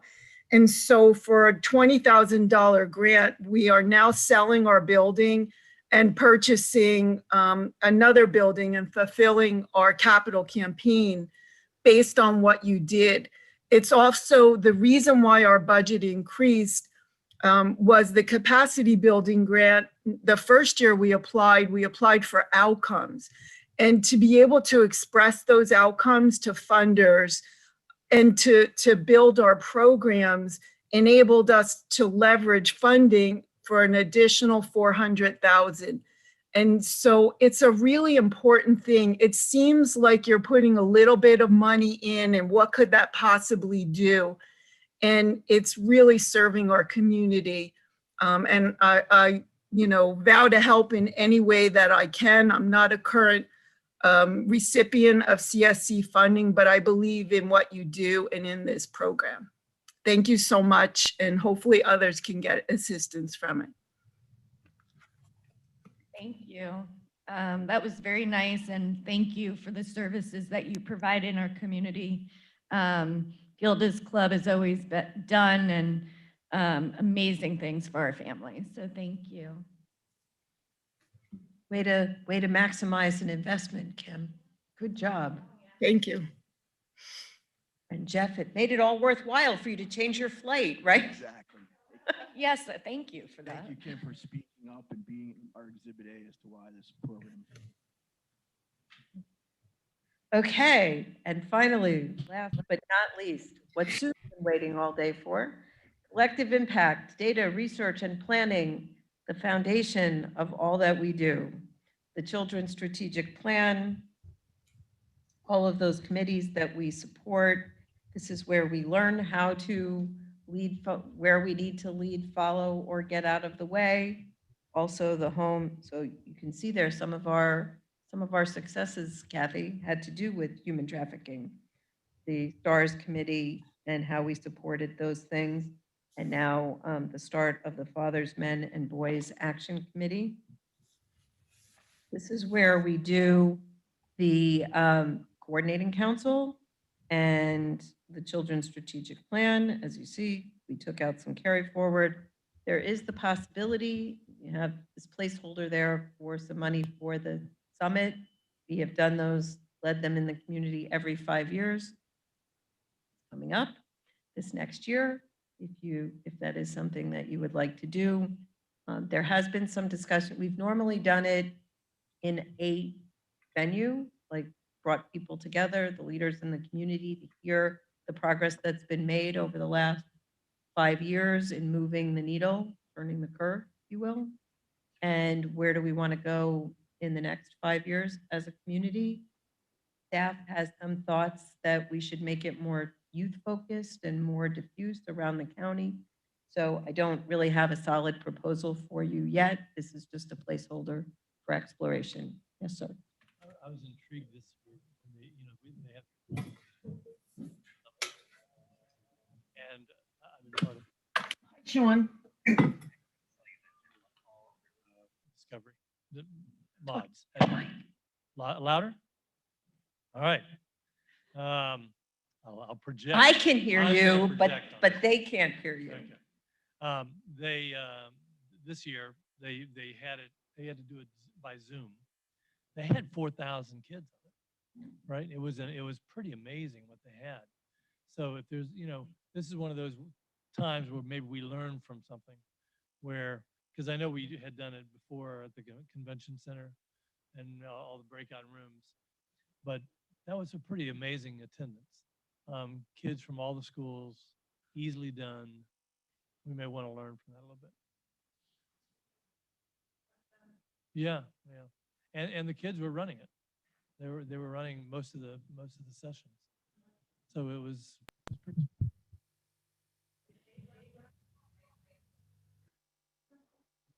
So in the past, it's called a youth summit, but it hasn't been for the youth. It's been more about the youth. Although we've brought the youth in 5 years ago, we had a big use of the young people in debate, got to demonstrate their skills and help folks see some of those issues. So, but still, it may be, I don't know. I want you to, staff is all on your side for doing it virtually. I mean, when I think of when we were doing my next move over at the convention, and what a crazy logistical attempt that was to get all the, students, escorts, all that kind of stuff. And I think we could probably bring people, people don't mind coming in on Zoom. They don't have to travel. You can have agency heads and all. You could make it very wide open. I think we might want to think about that. Right. Yeah, exactly.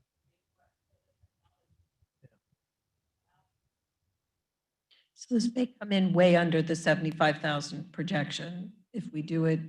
Though it does still take some planning. I mean, there's still logistics that get involved, so it's not free. Right. But it will be, yeah. So anyway, that's what the I place. think we'll get more participation that way. I really do. With a lot less worries in terms of security and stuff. You've just made Sandra and Sue very happy. You're welcome, Sandra. And Sue. So the action research, ABCD, you just approved those 2 pilots. So we're hoping that next year we will do more, that the pilots will be successful, and that's what that additional funding is for. And then that large unallocated, which I think you've dug into a little bit today, but that's okay. That's what it's there for. Would be increasing that by about 5 million to round it up to around $6 million bucket to start with. So, let's vote. Any questions on any of that? All right then. So now comes the fun part. Okay, I have to switch books to walk you through this part. So the first thing that you need to do is vote on the budget, the overall idea of $16.9 million with those amounts set in each bucket. You're not voting on the actual renewals at this time, just the framework of the funding. We have to move it? So Cindy, are we skipping C for now and going straight to voting because we're running out I'm of sorry. time? Council consensus. I am sorry. Yeah, No. you're right. I was so anxious to get us to the voting. Well, skipped right, that and I part. don't want to lose Donna, so I wasn't sure if that was strategic in nature. No, so I was kind of keeping track of consensus, but Lynn is going to put up on the screen, if all goes well. Andrew, if you could take down your share, then Lynn's going to put up her screen to share the wish list as she has kept track of it throughout this time.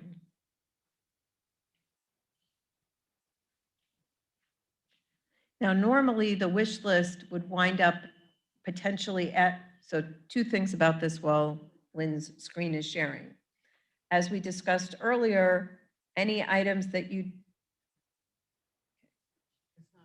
May is when we bring you the program budget. When you come up with on the wish list, we investigate between May and June, and we will bring back to you in June for you to vote on. Normally, that would be adding to the overall budget amount.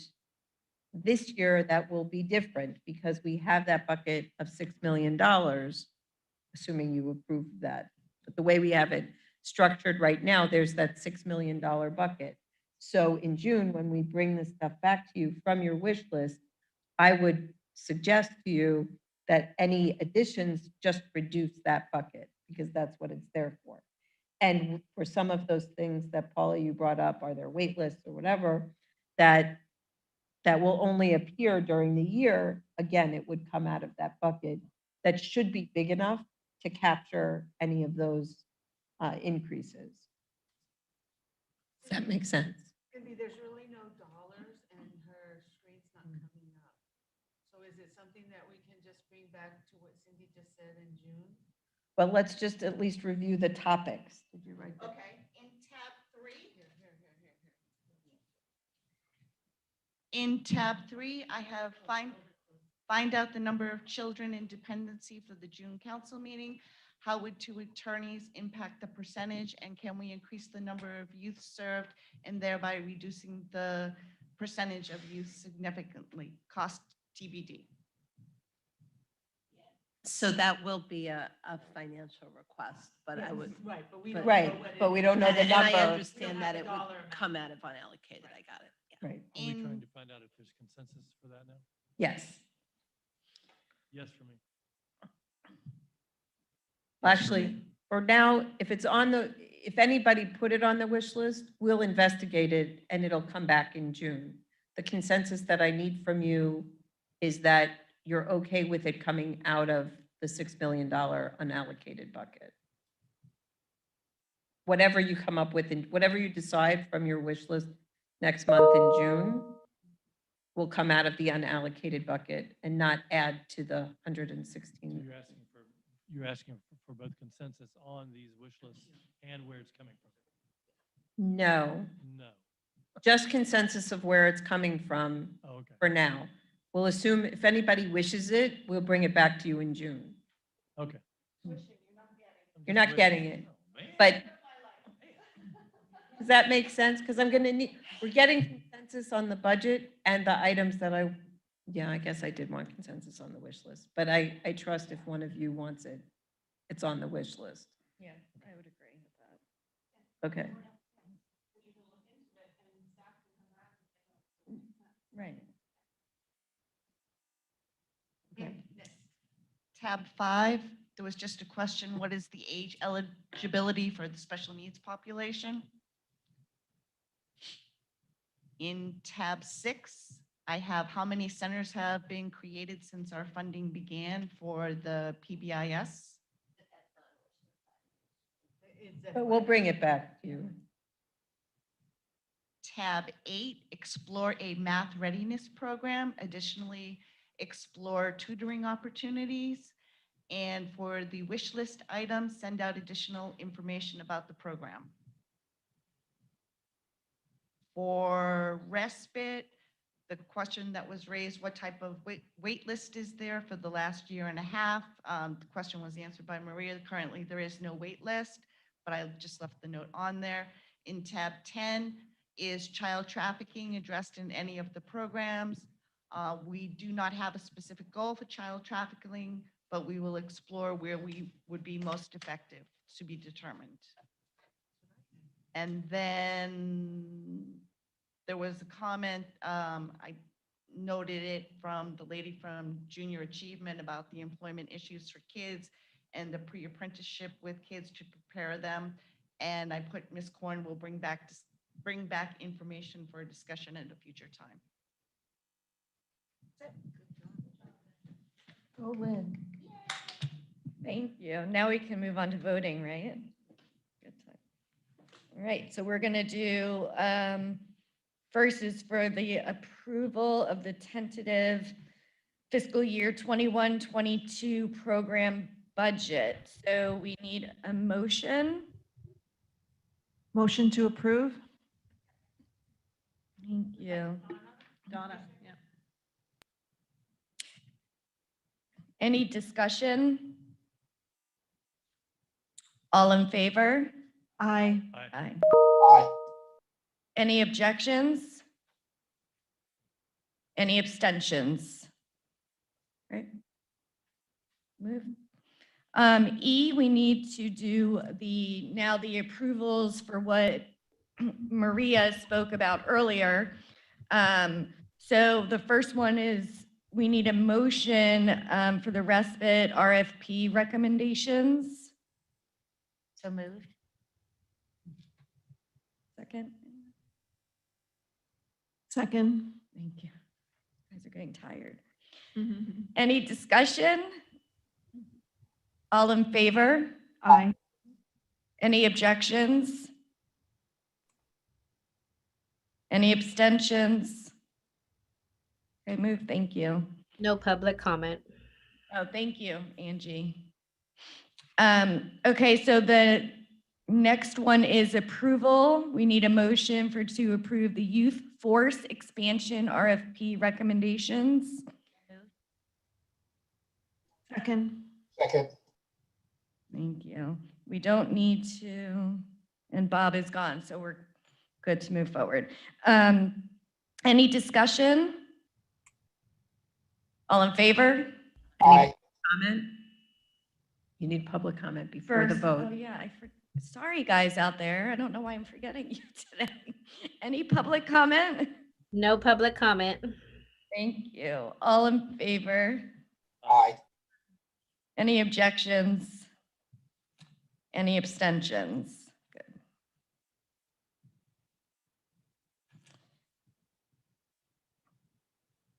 Oh, so number 2, we have to do those separate, the 1 and the 2?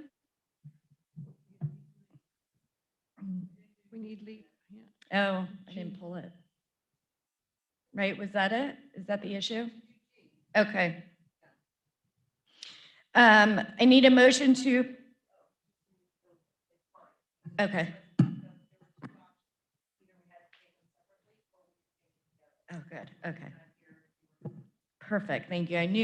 I remember, yeah. So we need a motion to approve the LEAP high expansion RFP recommendations. Second. Any public comment? No public comment. Thank you, Angie. All in favor? Aye. Any objections? Okay, any abstentions? One abstention. Sorry, I wasn't planning on being here, but I think one of the schools is a charter school that I represent. Oh. Okay. Thank you. Okay, so now we're going to move on to the approval for the fiscal year 21-22 program renewals. And we're going to kind of have to piece this because there's a few of us that have to abstain in different areas. So Cindy, if I don't do this right, You will. Stop me. So we need a motion for tab 1 through 3. Second. It was Donna and Kathy. Okay, any public comment on 1 through 3? And just to be clear, this is the renewals. And if they were deferred, you're not They're not. voting on them. Okay, all in favor? Aye. Aye. Aye. Any objections? Any abstentions? Thank you.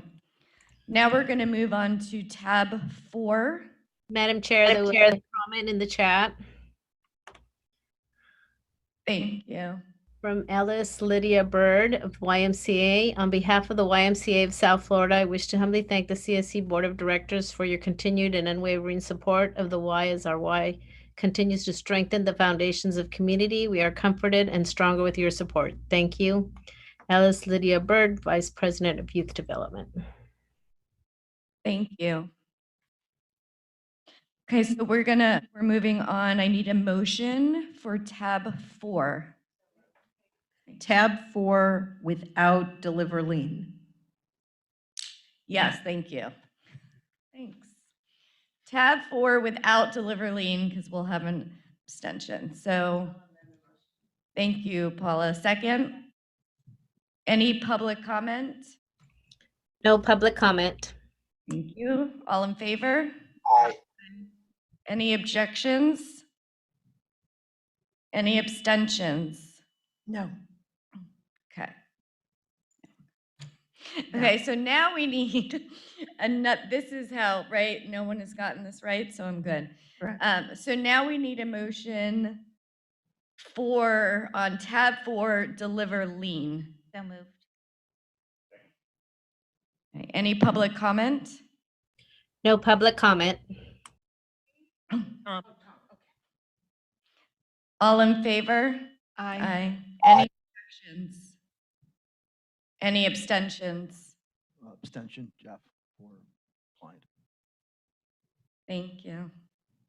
Okay, so now we're going to move on to tab 5, but we are going to take out. You're going to do those in 2 separate votes. One on Swim Central. And one on drowning prevention.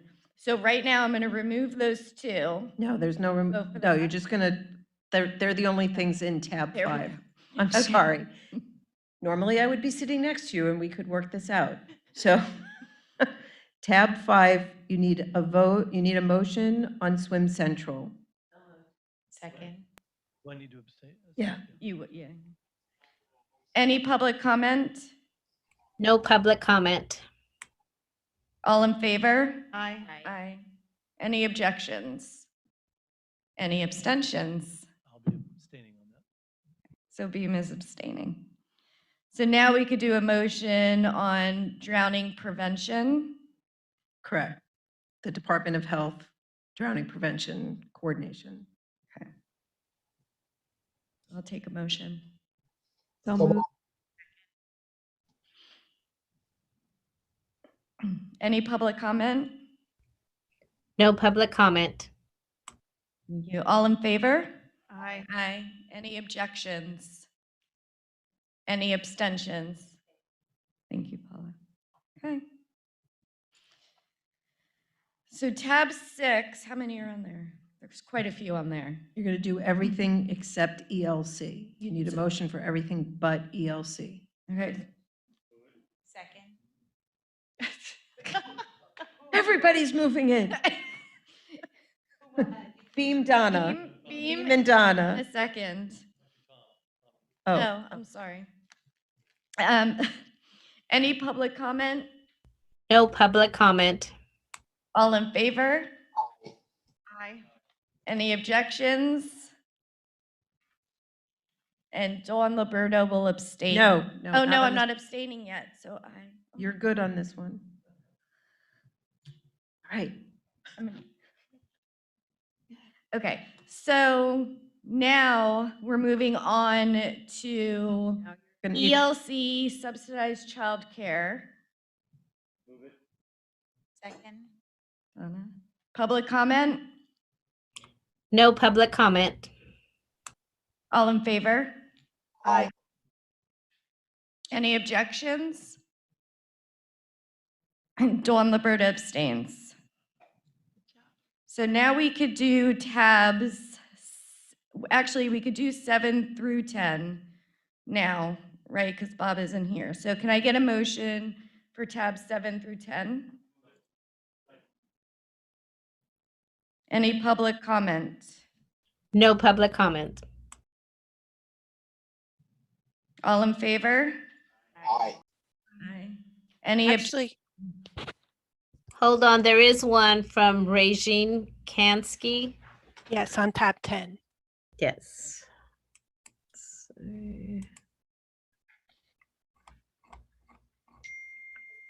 Go ahead, Regine.